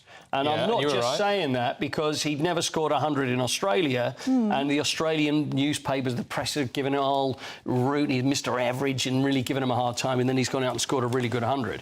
But, you know, we are currently, I can tell you exactly to this moment, 221 for 3 are Australia. So they're scoring more than they're losing wickets. Yeah. Should we speak to someone that's played in the Ashes in Australia? I think we should. Mr. Longfingers. I love Monty because he's got these crazy long fingers, which means that's how he spun the ball. So, Monty, isn't it? Is it down to the fingers, your spinning prowess, the great Monty Panesar? Well, firstly, thank you for having me on the show. Always a big fan of you, Paul, and obviously being on GB News. And thank you so much. Yeah, the fingers, they're a big, I've got big hands, and long fingers. They obviously help a lot in turning the ball, imparting spin. And when I was here in Australia, I got a fifer on my debut, caused a few problems against the Australians. So yeah, very much, enjoyed playing the Ashes in Australia. What is it like though? What's it like with the crowd? Because there's different grounds, I guess, are worse than others, right? When you're playing in Australia. Yeah, it's a very hostile environment, when you're like playing against Australia. You feel like you're playing against the whole country, really, when you're out here. You're in the media everywhere. And, like even when the England team landed in Perth, they called Jofra Archer the invisible man. He hasn't played Test cricket for a long time. They called Joe Root Average Joe. And now they obviously completely changed the headlines here as well. So, that's part of Ashes, the Ashes brand, the sledging, the taunting, the media headlines. It's all part of, what Ashes is about. They're going to celebrate, on 2027, the 150-year anniversary of the Ashes. There's so much history that goes behind it. And, Test cricket is hugely popular here. It is absolutely, massive here. Listen, before we get onto the actual match itself, because there was stuff with you, and I've got to tell you, Monty, as a friend of yours, it really drove me crazy. Steve Smith, who's in bat at the moment, he dared question you on Celebrity Mastermind, didn't he? Now, the story was, before the first test, I know that you'd had a little dig at him about Sandpaper Gate, which is absolutely right, when they cheated, and then he came back on this press conference, and he almost went through every answer you'd done on Celebrity Mastermind. So how did that make you feel? I would have quite liked it if I was you. Yeah, look, I felt great. I felt like I can rattle the Aussies sitting on the couch in Sydney, and someone like Steve Smith, he's able to memorise the questions and the answers the night before the Ashes Test match. It was wonderful to see. It was good fun, and in that innings in particular at Perth, actually. He played a miss, I think, 49%, and normally his average is 10% in Australia. So I think when the Barmy Army fans were sort of shouting out the song, in your head, Monty, Monty. It was all, part of the sledging. And who knows, Ben Stokes and the team, they found a way to get through to him. And, I think, like you said, they, this last session that's going to come up is the crucial session for England. And hopefully Ben Stokes, Brendan McCullum, and the rest of the team can, get Steve Smith out early, because he's a big wicket. He's a world-class cricketer. And I know what's going to happen in the next press conference. Somehow get into his head. Yeah, I know. The next press conference, he's going to be going, you know what, he got those wrong in Mastermind, and he can't sing either. So, although I thought it was very good, Monty. And the other thing is, the capital of Australia is Auckland. So I'm still trying to find Auckland. Where the hell is it in Australia? Yeah, exactly. I would have said that. Well, maybe not. But let's talk about the match which is going on at the moment. Then, so it's this day-night game, and Australia are in bat at the moment. What are the chances? Are we looking at a draw at best now, or can we get them out by the end of the day? It's not really much chance of that, is there? Well, I think they've got to capitalise on the conditions. This last session is going to be, where the ball starts seaming around, swings a little bit more because the sun sets after 6:30 at Brisbane. And, that's where wickets start falling. So England will be hoping that, they can get, at least 4 wickets in this session to get themselves back in the game. Let's hope so. So this session's got to be, England's got to win this session to stay in the Test match. So it's a big, couple of hours coming for them. And, they've got every chance of doing it. They got the bowling capacity to do that. They just got to pitch it in the right areas, make sure it's on top of off stump, that 7 to 6 metre length, and they're not spraying it everywhere like they did in the first session. I thought the second session was much better after tea. So after dinner, they've got to definitely, pick up wickets. They need wickets. England desperately need wickets. Monty, sorry to interrupt you. We're going to have to leave it there. Enjoy the rest of your time in Australia. I know it's very warm, and let's hope they can keep singing the Monty song to Steve Smith to get him out. Have a great weekend. Absolutely. Enjoy the rest of the game. Thanks a lot. One other thing, Paul, just quickly, one other thing is Ball's app. We got a new mobile platform, launching very soon, and there's going to be a built-in ball tracking technology, Web3 incentives, and it's an app that turns, open space into a smart cricket training zone. So I look forward to all the people, getting involved in this. Good stuff. Thanks a lot, Monty. Take care of yourself. Good to see you. Cheers, Paul. Thank you. Thank you, Thanks guys. a lot. Bye-bye. That was a nice man. He's a lovely man. You saw the fingers there. Oh, the yeah. spinny fingers. Very good. Thanks, Monty. Thanks, Coity. Thank you. Have a good weekend. Right, we've got lots for you in the papers in a moment with Charlie Rowley and James Rampton. But first, if you're in search of some holiday sun, here's the forecast across Europe.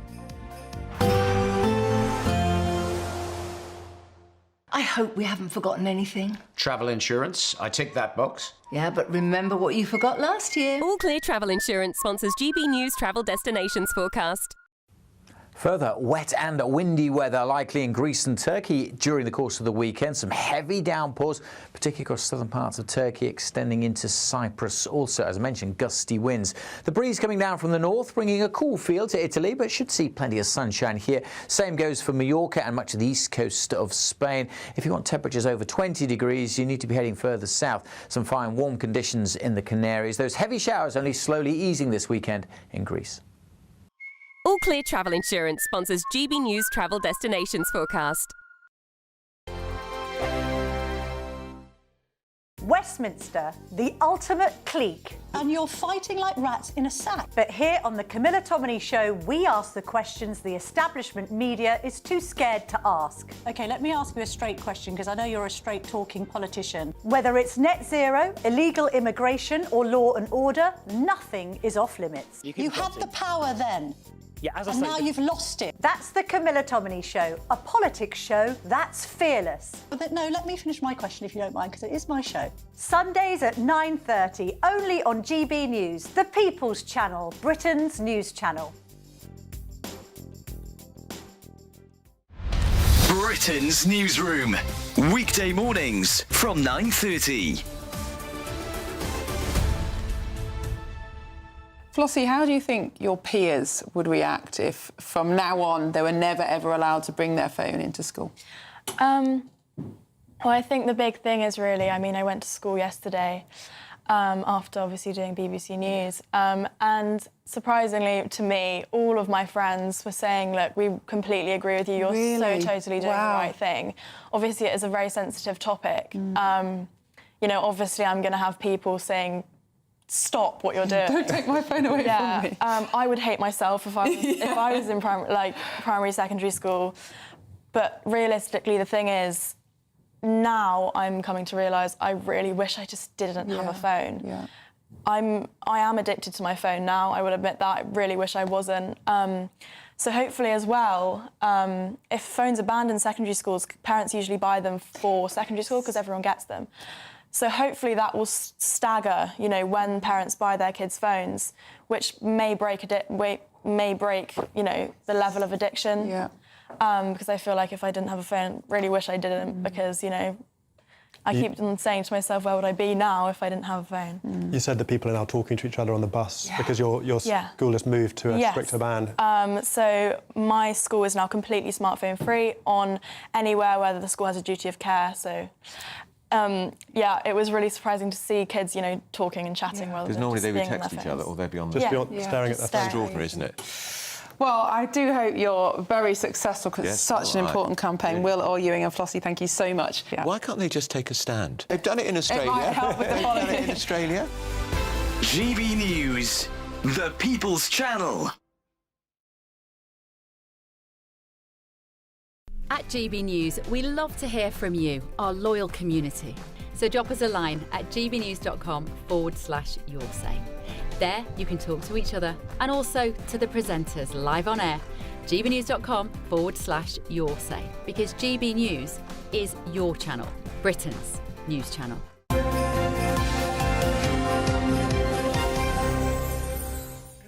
Right, we're going through the papers with the very excitable Charlie Rowley and James Rampton. Good morning again, you two. Morning.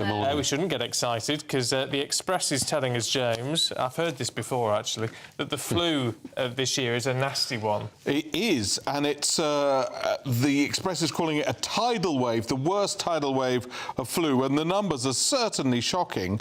They're saying the number of hospital beds occupied this year by flu sufferers is 10 times higher than it was 2 2 years ago, and doctors are predicting that the toll could rocket to 8,000 occupied beds by next week, and that is a crisis, particularly with the resident doctors' strike coming up, which is going to make things much, much worse. I have to say, generally I have great sympathy with doctors, but the timing on this is they're not going to get a lot of sympathy for that, the resident doctors, I don't think. No. Maybe that's what they want. They want to create attention, but it will be a lot of negative attention, I think. Yeah, and Wes Streeting was talking about just that on Wednesday. Charlie, what do you think? Well, I think Wes Streeting, I think you're absolutely right. He's got the tone right about this. You know, this is a cartel now of people, of a union that just wants to... I think he called them juvenile delinquents. Juvenile delinquents, you know.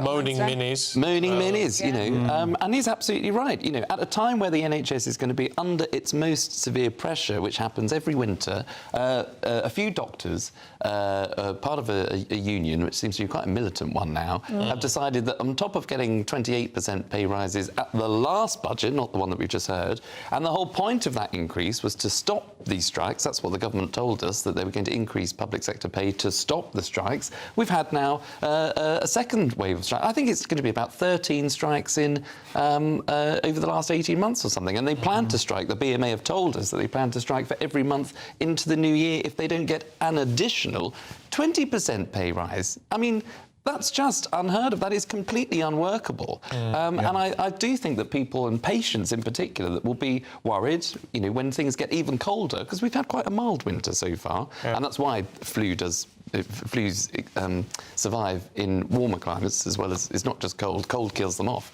But, you know, that's why even more people will be in hospital at a time when you need doctors, and they just won't be there. Yeah, it is pretty bad. Tell you what, and I know a lot of people moan about it, get a flu jab. Get a flu jab. It doesn't stop you getting flu, it just means if you do get it, you have it at much lower level. Yeah, very good advice. Charlie, let's have a look at the Times, shall we? And talking about the prison population. Tell us a bit more. Yes, so the prison population was supposed to reach, by predicted measurements, over 100,000 by 2029.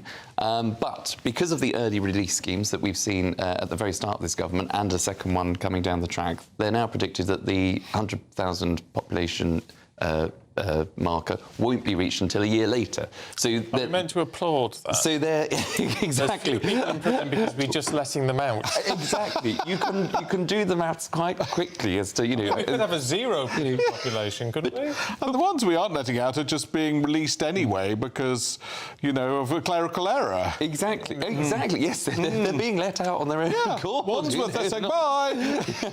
But that's the whole point. You know, we talked about government comms and the messaging from this government, you know, and we talk about it regularly, and, you know, we try and be fair and balanced, but, you know, you can't herald, you know, cutting waiting times just by cancelling appointments, only for them to come back onto the system later on. You can't herald the reduction in prison population just by releasing prisoners early. People who actually... The reason why they say the prison population will go back up in 2030 is because the same people will be back inside.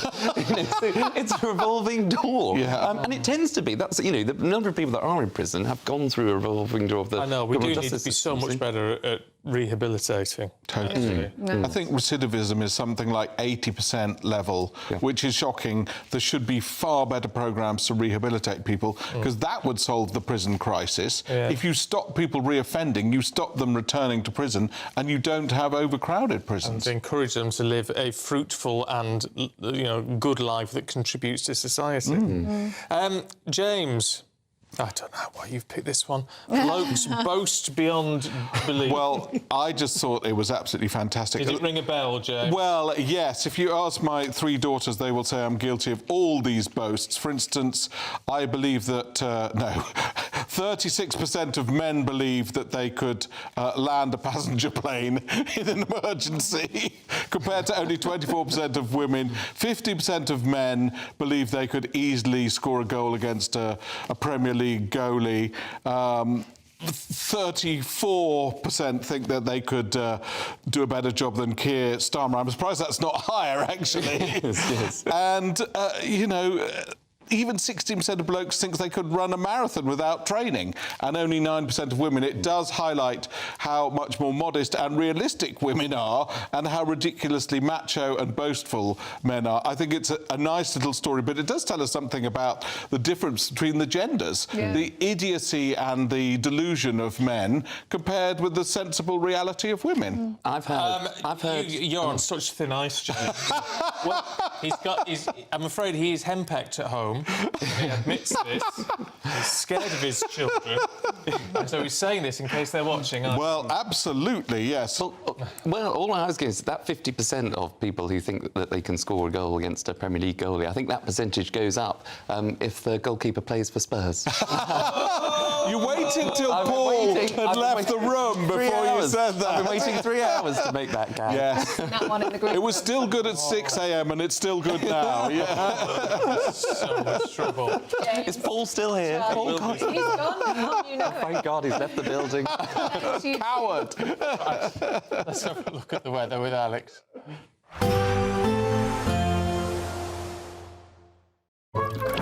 Warm and cosy, with a chance of zero visibility. Boxed Boilers sponsors the weather on GB News. Morning. Yes, it's time for your latest weather update from the Met Office here on GB News. One of those days where we start with patches of fog and frost and we end with most of us seeing wet and windy weather, but in between should see a bit of sunshine. Some dense patches of fog across the southeast. Beware of that if you're just heading out on the roads. For the west, the rain is creeping into Cornwall with a strengthening wind. That's spreading into Devon, Pembrokeshire and across Northern Ireland probably before lunchtime. It doesn't stop there, drifting across all of Wales towards the Midlands by the end of the afternoon. Many eastern areas of England, much of Scotland, will be staying largely dry and fine. On the chilly side here, 6 or 7 Celsius, but further west, milder areas accompanying the rain, but obviously not feeling all that pleasant as the winds pick up and that rain extends in. Going to make for a pretty soggy Friday evening on the roads across a good part of England and Wales. A lot of spray and surface water. Still largely dry along the east coast, starting to dry up in the west of Northern Ireland as that rain pushes up the M6 and along the M8 into parts of Scotland. But the northeastern corner, bar the odd shower, still affecting the Northern Isles and a brisk wind bringing a cool feel here. Still generally dry until that rain gets in, certainly after dark, providing a bit of snow over the tops of the hills. Following on from that rain band, there will be showers, plenty of them, packing into western areas, especially on a gusty, blustery wind. That will help to keep the temperatures up. Generally, towns and cities dipping to about 4 to 6 degrees Celsius. On to Saturday, and it will be a blusterous, boisterous Saturday. Tomorrow sees frequent showers coming in around an area of low pressure, staying pretty soggy across northeastern Scotland. Lots of showers for South Wales and southwest England. Of course, quite sensitive here. It's been very wet, so any extra rainfall could cause further issues. The showers will be heavy, perhaps even thundery. May not see too many of them in parts of the east. And temperatures close to average, but feeling cooler in the gusty winds.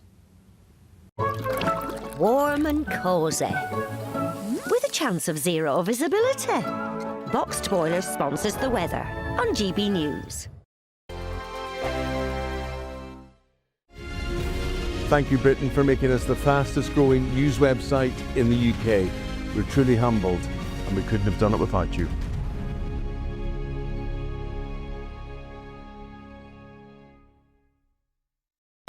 Good morning. This is the latest AI travel news from gbnews.com. The A720 is closed to eastbound traffic between Sheriff Hall and Miller Hill due to a road incident. On the A470 southbound, expect congestion from Nantgarv to Corriton.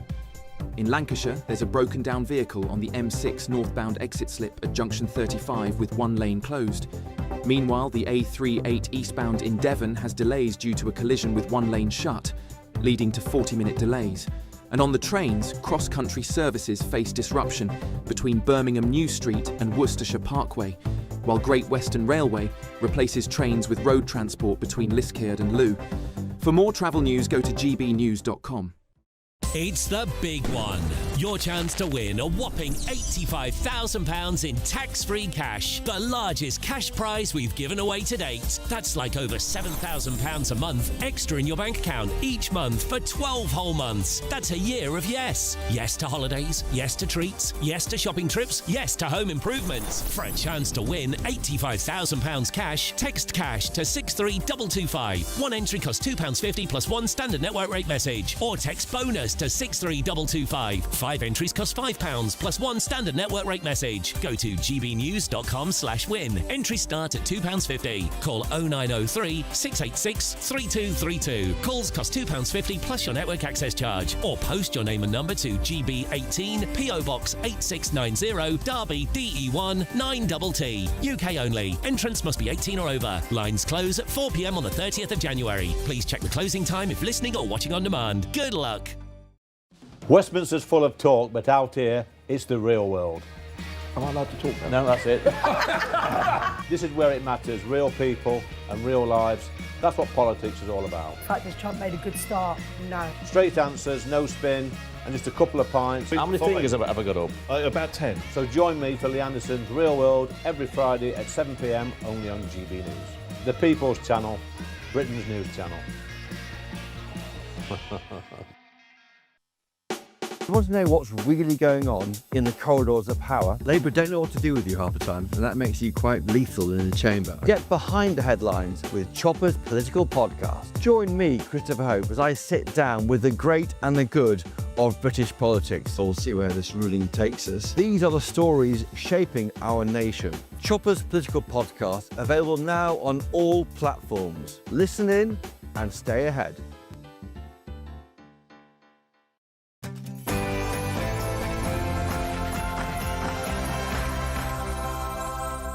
Good morning. Reform UK's Zia Youssef launches a scathing attack on the BBC after Question Time invited illegal small boat migrants to join their audience of their immigration special. Well, speaking to GB News after the show, Mr Youssef said he could not believe what he was witnessing. We'll have the latest on that exclusive story. He was told moments before broadcast that the migrants were on the show. Was it a BBC ambush against a senior Reform UK figure?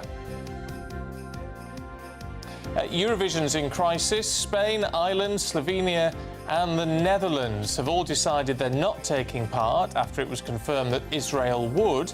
They and other members of the European Broadcasting Union have called for the country to be excluded over the war in Gaza. Deputy Prime Minister David Lammy breaks ranks on Brexit and says rejoining the customs union would boost growth. Well, this comes just days after the Prime Minister said it was a red line that the government wouldn't cross. The Princess of Wales' annual Christmas Carol concert takes place tonight, where Catherine is going to praise those acting with love in their communities. And Britain's happiest place to live has been crowned. Can you guess where it is? Really historic. There's lots of lovely things to see and buildings. Good schools, very little crime. They provide everything you need. We start Friday with some dense patches of fog and a few frosty areas too. We're going to end the day with many of us seeing thick cloud outbreaks of rain and some strong winds. What about Saturday? Well, join me later for all your weather details. It's just gone 9 o'clock. I'm Stephen Dixon. I'm Ellie Costello and this is GB News Breakfast.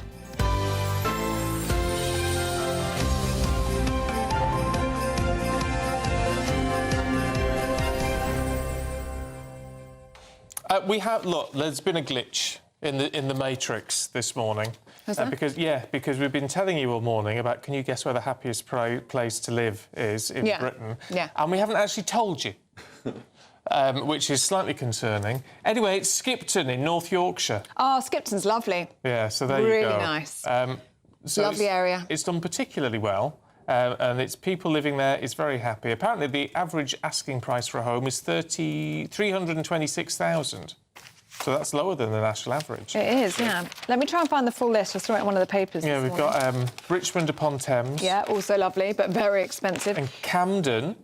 Also very expensive. In London. Oh, here you go. Is Camden nice? I thought Camden was a bit of a I think dump. it's quite nice these days, actually. Oh, really? Harrogate. Harrogate's Harrogate's lovely. beautiful. Now we're talking. But Skipton and Harrogate are kind of similar. That's that lovely stone.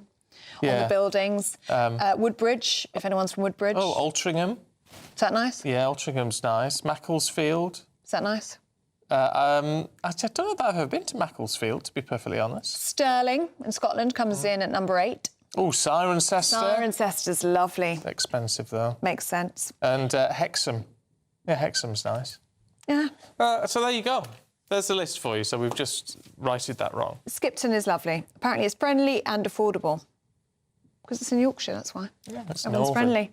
Anna Riley, actually, I should say to Anna Riley, she's so hardworking, isn't she? She drove to Skipton yesterday from Hull and then back again. It took her 5 hours to try and talk to people and find out their response to being the happiest place in Britain. Oh. Isn't she good? She is very 5 good. hours. Was she happy after that? I think she was very happy. I think she would really be. enjoyed it. So we're going to hear from those people that she spoke to a little bit later on in the programme. Right. But isn't she good, Anna Riley? She's very good. Right, anyway, let's crack on with the main news this morning, which is about Reform UK's Zia Youssef. He has launched a scathing attack on the BBC after the broadcaster invited multiple asylum seekers to sit in on a Question Time immigration special. Well, the latest edition of the debate episode was filmed in Dover, which is, of course, ground zero of Britain's migrant crisis. Let's take a look. I mean, since we were talking about immigration in this programme today, we thought, and we will be talking about people like you, we would see if there were, 2 or 3, 4 people who wanted to come along who are in that situation, and I know you are. So you, because I talked to you beforehand, you came from Iran. You came over on a small boat. Am I right about that? Yeah. All right, well, Head of Policy at Reform, Zia Youssef, spoke to GB News to tell us what happened. 2 illegal migrants had come originally by small boat. As you can see, the BBC were very open about that. How on earth it can be deemed appropriate that people who broke into this country illegally should have a seat at the table in a political discussion about immigration, about illegal immigration on a BBC immigration special is so bewildering. Well, let's get more with our political editor, Christopher Hope. So what exactly happened here, do we think, Christopher? Well, I think Fiona Bruce said what happened there. They asked 2, 3 or 4 asylum seekers onto the show to obviously challenge Zia Youssef. Zach Polanski, he'd been booked to be on Have I Got News For You, a BBC comedy programme. He pulled out of that on Wednesday to go on Question Time. So he came along to have a look and maybe make his points in support of the migrants. This programme, BBC Question Time, not everyone watches it. It goes around the country from different places, allows an audience, meant to be a balanced audience, which asks questions of politicians. But why bring in, organise 2 or 3 or 4 migrants to ask questions, mainly aimed, of course, at challenging Reform UK? Now, what I find alarming, actually, is why was Zia Youssef told 5 or 10 minutes before the show started that they'd selected these migrants in the audience who then read out questions off a phone about the vagaries of the European Convention on Human Rights. It doesn't seem very fair to me, to Zia Youssef, and that's why he's been telling us he felt it's like an episode or that film called The Truman Show, where everything is a TV show and nothing is real. He felt this is very weird. Where are the people of Dover who want to ask questions? And we do know also people in Dover, we know from the elections, are worried about immigration. Where were they in this? And the fact, I mean, normally you have to apply to attend something like Question Time, and it's meant to be vetted so you get a representative audience. But these people were invited along, as we heard from Fiona Bruce, which again, it does beg. They were given golden tickets to get in, frankly, rather than going through the usual process. Yeah, we'll have you and you and you and you. And why weren't they challenged more and said, well, why didn't you? There's a long list of people who want to come to the UK. The idea of chosen routes is the government's policy, as it was a Tories policy. Why should you be able to pay 2,000 quid, whatever you paid, to a people smuggler to come here illegally and jump the queue? We want to have people here who need to come here, but just join the queue of other people too. Well, let's have a look at what the BBC have said, because they've told GB News that as immigration continues to be a primary concern for people in the UK, Question Time held a special episode in Dover with panellists from across the political spectrum and a local audience with a range of views and experiences. Over 20 audience members asked questions and contributed to the debate, including 2 people with direct experience with the asylum system in the UK who have been granted refugee status. What do you make of that? Well, it's a different programme. If you're going to try and bring in people with certain issues to raise with politicians, it's a different show, isn't it? It's not just the people of Dover asking questions of a panel of people, the randomly selected people of Dover with their local issues. If you're going to gerrymander it and say, well, here's 2, 3 or 4 asylum seekers, as Fiona Bruce said, here's the question. And it is a feeling, I think, increasingly that Reform UK is copping some heavy shelling from the establishment, you might call it that in quotes. Well, it feels like a gotcha moment that they were trying to get. Yeah, and it may have reversed on them. I mean, obviously Twitter are quite keen on this, but it may have reversed on them. But we saw yesterday, we saw on the front page of the Daily Mail, Nigel Farage talking about, you know, the context of the claims about him bullying Jewish schoolchildren at Dulwich College in the 70s. You know, it ain't half up, mum on TV, white men blacking up on the black and white minstrel show. So there's a kind of real attempt here, I think, to have a go at Reform UK. But I did speak, by the way, to one of the new defectors to Reform UK, a former Tory MP called Chris Green, the Bolton West MP, 2015-2024. He came across. I wanted to ask him why he came across. He made clear he wasn't asked to come across. He went to the Tory conference in October, thought, no, I'm going in with Farage. He also had a view on whether he can become Prime Minister. Here's what he told the podcast. And what odds would you give Nigel Farage on becoming the next Prime Minister? I'll probably give evens at the moment, but it's a lot to fight for. There's a lot of work to do. 50-50. So I think he's quite a credible figure because he's from the Red Wall. He won 2 or 3 elections as a Tory MP. He says he's had nothing offered. He just simply likes the idea of where it's going. Of course, Ian Duncan Smith, also on a podcast, wonders whether the poll lead is reason why ex-Tories are jumping ship to Reform UK. There's a problem here with too many ex-Tories joining Reform UK. If they want to appeal to Labour, would you join a party with so many former Tories on? That's difficult to be the cross-party reach that Reform want. OK. Chris, for now, thank you very much indeed. Now, it's just coming up to 10 minutes past 9 o'clock, and it is time to tell you about our new Great British giveaway, and it's a good one. £85,000 in tax-free cash could be yours in the new year. Here are all of the details that you need. It's the big one. Your chance to win a whopping £85,000 in tax-free cash. The largest cash prize we've given away to date. That's like over £7,000 a month extra in your bank account each month for 12 whole months. That's a year of yes. Yes to holidays. Yes to treats. Yes to shopping trips. Yes to home improvements. What would you say yes to? For a chance to win £85,000 cash, text cash to 63225. One entry costs £2.50 plus 1 standard network rate message. Or text bonus to 63225. 5 entries cost £5 plus 1 standard network rate message. Go to gbnews.com/win. Entries start at £2.50. Call 0903 686 3232. Calls cost £2.50 plus your network access charge. Or post your name and number to GB18 PO Box 8690 Derby DE1 9TT. UK only. Entrance must be 18 or over. Lines close at 4 p.m. on the 30th of January. The winner may be contacted live on GB News, week commencing the 9th of February 2026. Please check the closing time if listening or watching on demand. Good luck.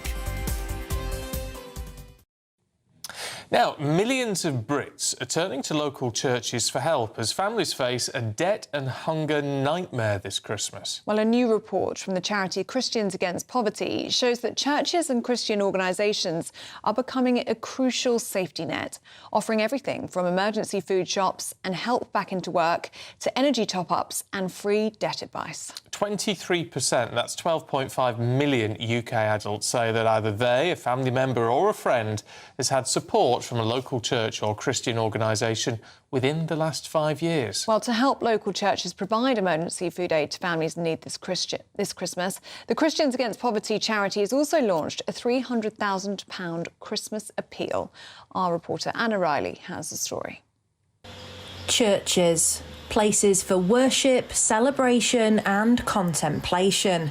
But as the cost of living bites, they're increasingly used for food and financial support. And those facing hardship can feel it most at Christmas time. Claire Tyther was one of these people. She felt worthless after her military career came to an end and she struggled to find work. I remember sitting on the floor one Christmas while my children were in the front room thinking I can't provide anything for them. I've no food. While I was unpacking, food bank parcel on the floor. Financially, it was unbearable. Bailiffs at my door on a daily basis, phone calls, struggling to feed my children, couldn't manage anything day-to-day living and was unemployed. I was actually drowning. And I was thinking my children are better off with parents, my parents, and I actually contemplated suicide. I felt there was no way out. Claire gained employment with support from Christians Against Poverty. The charity helped people to get out of debt and gain employability skills. I'm so passionate about the work that CAP do and the Job Club. It did turn my life around, and after that first course, a month later, I was back into work. 1 in 3 children in Britain are facing poverty this Christmas. Without emergency food aid, many parents and children will go hungry. That's why Christians Against Poverty have launched a festive appeal. The money is going to emergency food aid to feed people this Christmas particularly. The thing that comes to my mind is the story, the Christmas Carol story, and poor Tiny Tim, when he's sitting there with no food and a bare table. And that is reality. We sit there on a Christmas day crying our eyes out in front of the cameras. Oh, look at poor little Tiny Tim. It's happening on your doorsteps. It's happening on people's doorsteps. And what we can do as individuals is help out by donating and helping these people to smile at Christmas. It's hoped the public will donate up to £300,000 to ensure UK families will have food on the table this Christmas. Anna Riley, GB News, Skipton. Well, hopefully people can get behind those churches and try and help those families. Well, good news for the people of Skipton and the great work they're doing there, but also more good news for Skipton, as the Yorkshire market town has been crowned Britain's happiest place to live, and we'll bring you some reaction from those very lucky residents in just a moment.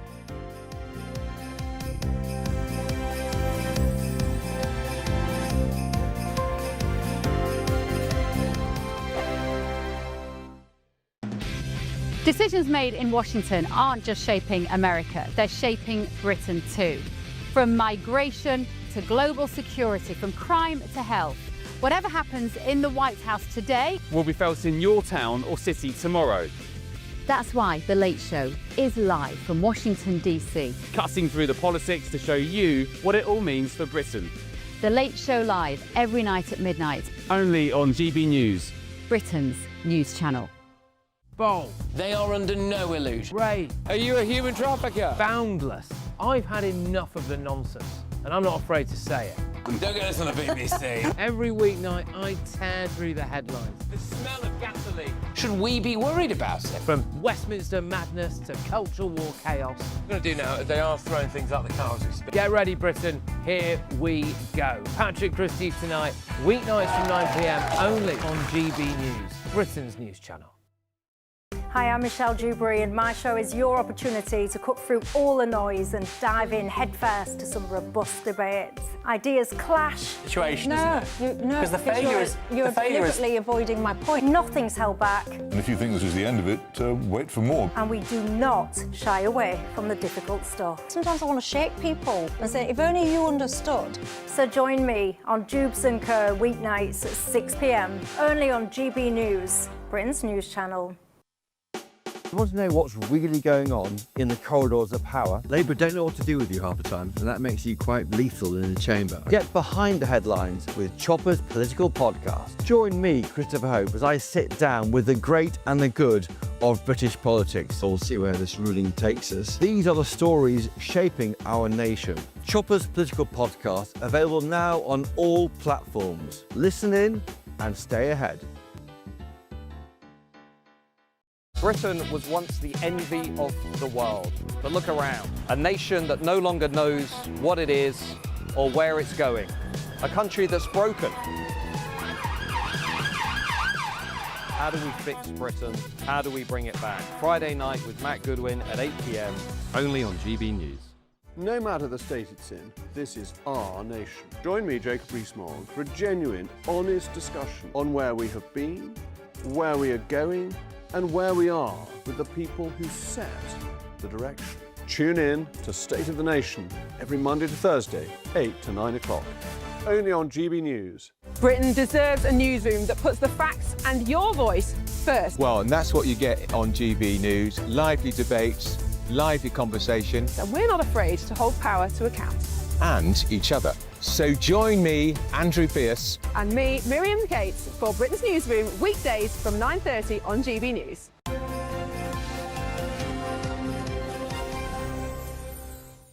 Oh, it's 18 minutes past 9, and if you're waking up in Skipton this morning... You're a lucky person. Congratulations.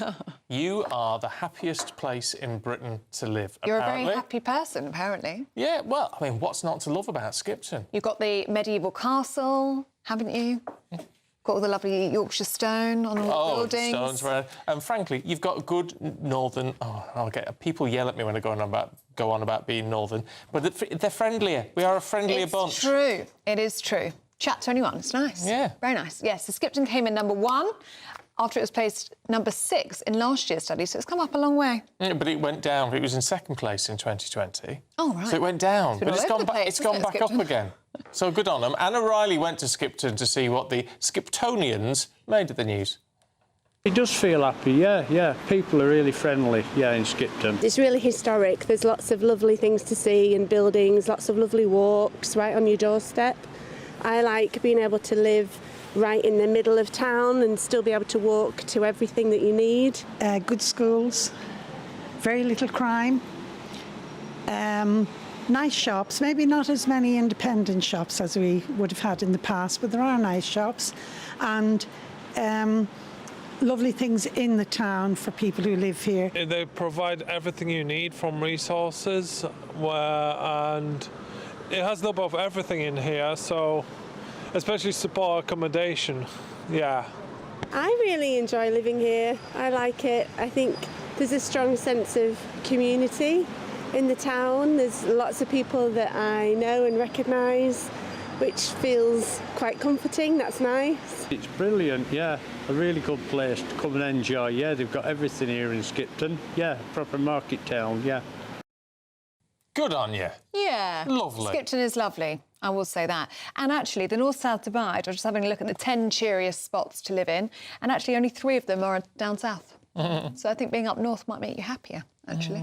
It's quite a pace of life. Yeah. It's good for cobbled streets, independent shops, good schools and friendliness. Oh, and green spaces as well. That's what people have said.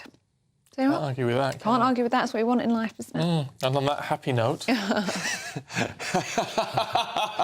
look Alex at me when you say... Armstrong and Miriam Cates are here.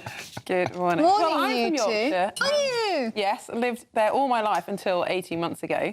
And I have to say, it is a wonderful place. The scenery, the pace of life, it's a lot cheaper. It's still a very strong community in kind of villages. Yeah, there is. Oh, yeah. People do a lot of things together. So Do you miss it? I do. I really miss it. Also, I love the hills. Really miss the hills. It is very flat down here. It's very flat. It's very flat. That's just the people. I'm a born and bred Londoner. Listen, I know all about the misery of trying to get from A to B in London, isn't it? The only happiness you get is when you get to B from A. Yeah, then you can relax a little bit. But the transition in the middle is pretty abysmal, isn't it? We've got loads coming up on the show, though. Oh, good. What have It's not going to be a flat show. It's not going to be a flat show. It's going to be a fun show today. David Lammy has broken ranks on Brexit. Yes. The first cabinet minister might have gone a little bit early by the looks of it. Obviously, they've all been talking about it clearly in cabinet. They obviously this big push. They're all Ramonas, in my opinion. They all want to rejoin the EU. And David Lammy is the first one to say we should rejoin the customs union, which of course would stop us doing so many great things. And I think it's the start. I think it's the start of a plot to use the EU as a bit of a voting card for the election. Well, it was really interesting because we had Wes Streeting on the programme on Wednesday, and we were talking to him about the junior doctors' strike, or the resident doctors' strike, I should say now. Anyway, somehow he got talking about Brexit and said that we need to undo the damage, the economic damage that's been done by Brexit. So that was all. It seemed like that was the start, and now we've got. There's no agreement on what damage Brexit has or hasn't done. It depends which economist you speak to. But lots of people point to the fact that actually our economy, it isn't doing great, but it's doing no worse than any of the other European economies, and it probably didn't make much difference because we haven't actually made the most of it, as you said. We're practically back part of the EU for so many other things. Brexit is being slowly undone anyway. I mean, I just think they want to seal the deal with some sort of referendum to hover over. It's a bit like what David Cameron did when UKIP was surging. He managed to get his party behind him by offering that referendum and stave off Nigel Farage there. But I think if he did that this time, Nigel Farage would be on cloud 9. We've also got the latest for Eurovision. Sadly, Alex is not going to be British entry this year. Yeah, no. We won't be boycotting it either. Nor will I be contending, yeah. And, of course, are delivery drivers going to be deported if they're illegal migrants? What does that mean for companies like Uber? Oh, very good. Well... So, yeah, lots to come. Lots to come. And we're surrounded by Christmas trees. And we're going to go back to Skipton, I think, as well, yes, aren't we? for more happiness. Yeah. That's all after your weather.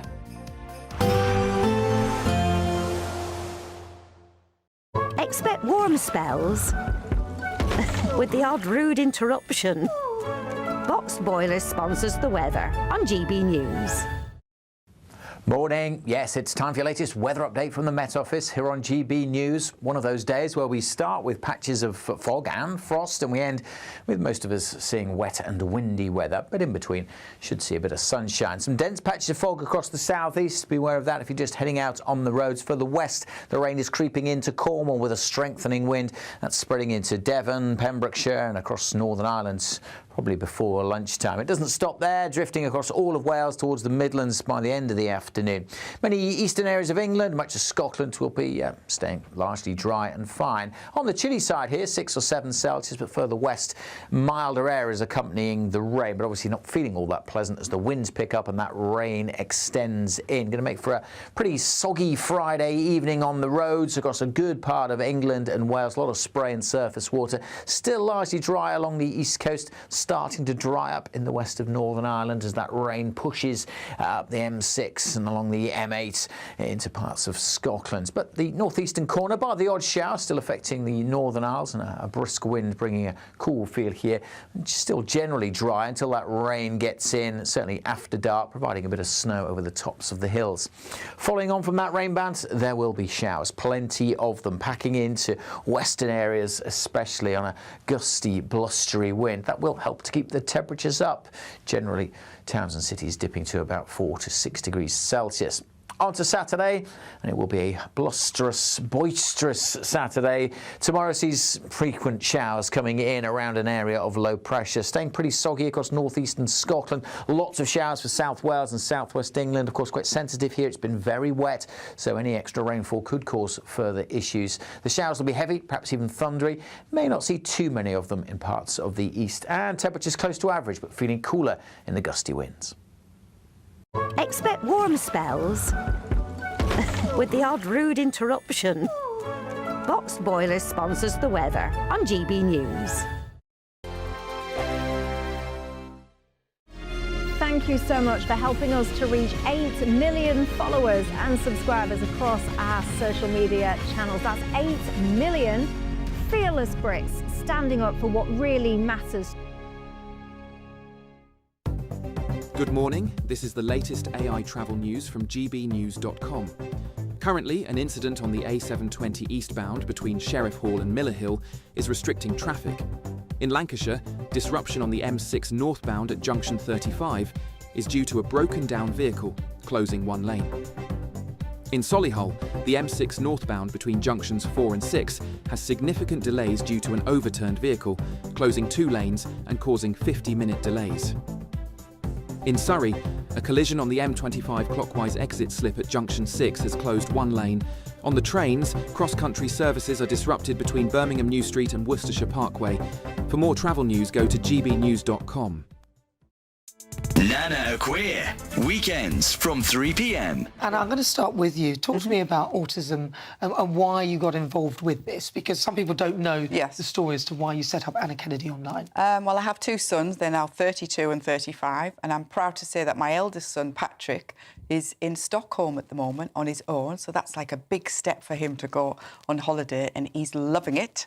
So they both were diagnosed fairly young, and the support at the time was just non-existent. So we had to set up our own school, and then we set up a vocational college for my youngest son, Angelo. Now, how do you know that they're autistic? Is there a blood test? Is it something where you have a list of symptoms? Or because some people say, oh, I've got ADHD and this and that, and I think sometimes people conflate it with autism. Are there parallels with the two, or are they totally separate? Because it's confusing. They're very different from each other, both Patrick and Angelo. So Angelo was diagnosed fairly early at 2.5, 3. He passed all the milestones and then he just lost everything. His speech, eye contact, didn't want to be touched, didn't even want me to hug him at the time, running from one end of the room to the other, squealing, and it was just like, what is going on? And as a mum, you're thinking, what have I done wrong? Have I done something wrong? Oh, no. Patrick was diagnosed fairly early again, but he was premature, and I thought the difficulties that he was having because he was 11 weeks premature, I thought, is it because he had a bit of a difficult start, in and out of hospital. And then he was diagnosed at 4, and then we found out when he was 7, when he was struggling at school. He was finding school difficult, being bullied. So it's an autism spectrum condition, and if you feel that there might be, something that I'm not quite sure, I can't get a handle on it, please go and see your GP and just ask for your child to be assessed. But the difficulty at the minute is the waiting list is so long to get a diagnosis. GB News, the People's Channel. All too often, people will be sitting at home watching a press conference live, and they'll hear loads of questions being asked, and they'll be thinking, that's not my question. That's not my concern. We don't care whose feathers we ruffle. We ask the questions that you want answering. You're all standing on the street protesting and want to have an open discussion. My name is Patrick Christies. I do a show for GB News in the UK. Is it possible to talk to you quickly? Journalism in this country has been a cosy world full of groupthink until now. Well, this is the best view ever of Whitehall, looking out across all the tractor drivers of England who've come together to make their point. Hello, so as you can see, I'm here in Westminster as the protest begins. Yes, I'm very much in the thick of it. Look, we're challenging narratives here at GB News, and that's what sets us apart.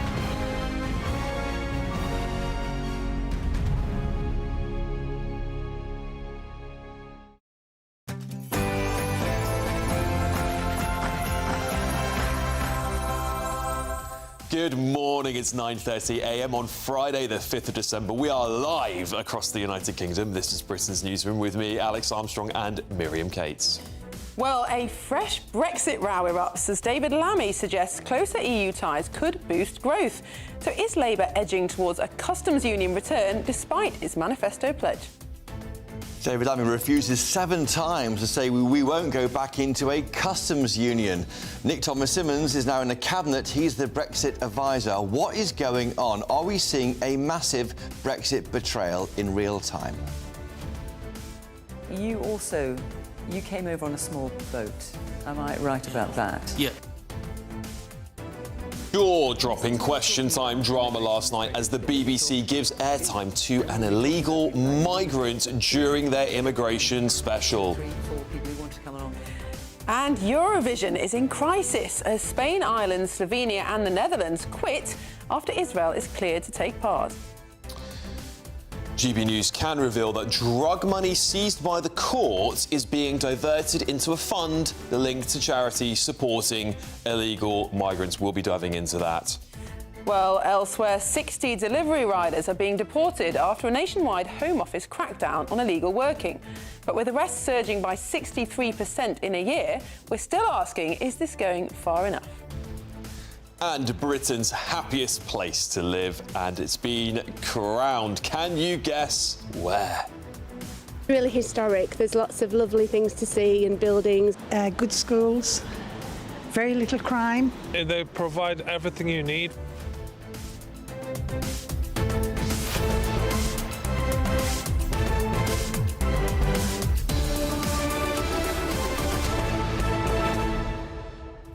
Did you see Question Time last night? And if not, have you seen any of the clips of it? It's absolutely jaw-dropping. Illegal migrants planted, I think, clearly in the audience. Some of them looked like they were reading off scripts about the ECHR, the Northern Ireland Protocol, things that most British people wouldn't even know about. And they've been given airtime. One of them practically did a soliloquy to the audience. This is absolutely insane. Absolutely insane, Mary. It was, and it was emotional manipulation because they were then asking Zia Yusuf, for example, who's one of the panellists, to say to these people's faces whether or not they should be deported. And actually, politics shouldn't be about the person and the individual. It's about the general principle. But it's very difficult for him to say what the policy is without looking really just mean. But also, aren't the BBC supposed to select people by what they would vote at the next election? If you're an illegal immigrant, you can't vote. So what are they doing in the audience? It's absolutely absurd, isn't it? And I know so many of you, I had Zia Yusuf on the show last night and his jaw dropped. I mean, he was like, this is surreal. I can't, and he felt like he was being personally targeted, and I don't blame him. It really is crazy. What is going on at the BBC? What do you think? gbnews.com/you'll say. We'll be digging into all these massive topics on this show today. But first, let's get your 60-second news update with Sophia Wensler.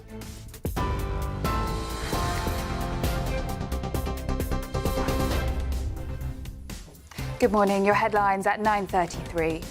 David Lammy has refused 7 times to rule out reversing Brexit during an interview yesterday.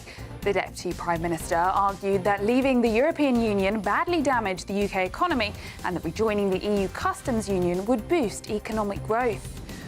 Reform UK's Zia Yusuf has criticised the BBC after the broadcaster invited multiple, quote, asylum seekers to sit on the Question Time's immigration special. The government has unveiled their new child poverty strategy, promising all children a good start in life, but some critics have said it could do more. 60 delivery drivers that have been found illegally working in the UK will be deported following an immigration enforcement crackdown. And the Eurovision Song Contest has been thrown into chaos as several nations have pulled out after Israel was allowed to compete. Those are the headlines for now. I'll have more for you at the top of the hour. Tune into GB News Radio wherever you are. Online, on DAB digital radio, on TuneIn, on Radio Player, and on your smart speaker. Just say, play GB News.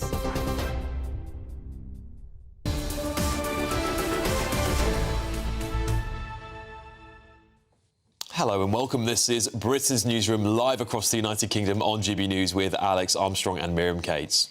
Well, a major Brexit row has erupted again after the Deputy Prime Minister David Lammy has refused 7 times to rule out rejoining the EU customs union. It sparked fury inside Labour and fresh questions over whether the government is quietly edging towards reversing Brexit. Well, let's get more with our political editor, Christopher Hope. Chris, Brexit never goes away. I know. It doesn't, because it's the defining political battle of our lifetimes, I think.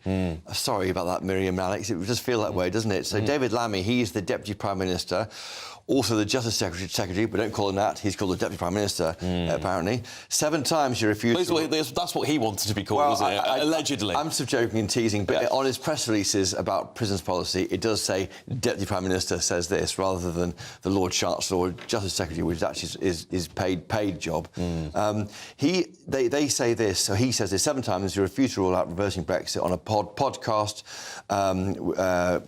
with called The News Agents, run by LBC, with Emily Maitlis and others who are seen to be, remain adjacent, let's say about that. They may dispute that, but that's how I see it anyway. Not currently joining the Customs Union. This goes against the party's manifesto. There are red lines in place: no single market return, no Customs Union, no return to freedom of movement. Said again in PMQs on Wednesday by the Prime Minister, although he left out the freedom of movement bit, which I found interesting. But number 10 piled on me 3 messages into my phone in an hour saying no change, no change, no change. They are very worried about this idea that there could be a watering down of going back into the Customs Union. And just finally, Nick Thomas-Symonds, he's the Cabinet Office Minister in charge of negotiating with the EU on Brexit. He's now going to every single cabinet. Wow. That was decided on Tuesday. Something's happening. I think people who are concerned about Brexit are watching very closely. But he said there, David Lammy, it's not our current policy to go back into the Customs Union. That's not where we are. But you can see that countries like Turkey, with a Customs Union, seemingly benefiting and seeing growth in their economy. And again, that's self-evident. Miriam, you're doing eye roll at me. Oh, not eye-rolling at you, because I just think it's an obvious thing for the Labour Party to reach for, because everybody is dissatisfied with the economy. We know that from polling. But I think the evidence suggests that actually that our economy is not all that different to anywhere else in the EU, and we have got free trade with the EU on almost everything. And what we would lose from going into the customs union is, for example, our advantageous tariff arrangements with the US. With the US. That wouldn't be worth it, surely. And India, Exactly. and Australia. The trade deals we're amassing are almost stopping us doing any of these deals. I mean, ripping up those deals. How would those allies feel if we did them? This is it, right? I mean, surely. I mean, I know, Chris, you mentioned it's not in them that this government's manifesto. I don't think anyone thinks that manifesto has stuck anymore. I think even Labour have scrapped it off some of their websites and some of the areas here and there. It has stuck, I think. That's not fair. It has stuck, I think. They're doing things that weren't in the manifesto, like axing jury trials, but on income. Let's be fair to them. On the tax lock on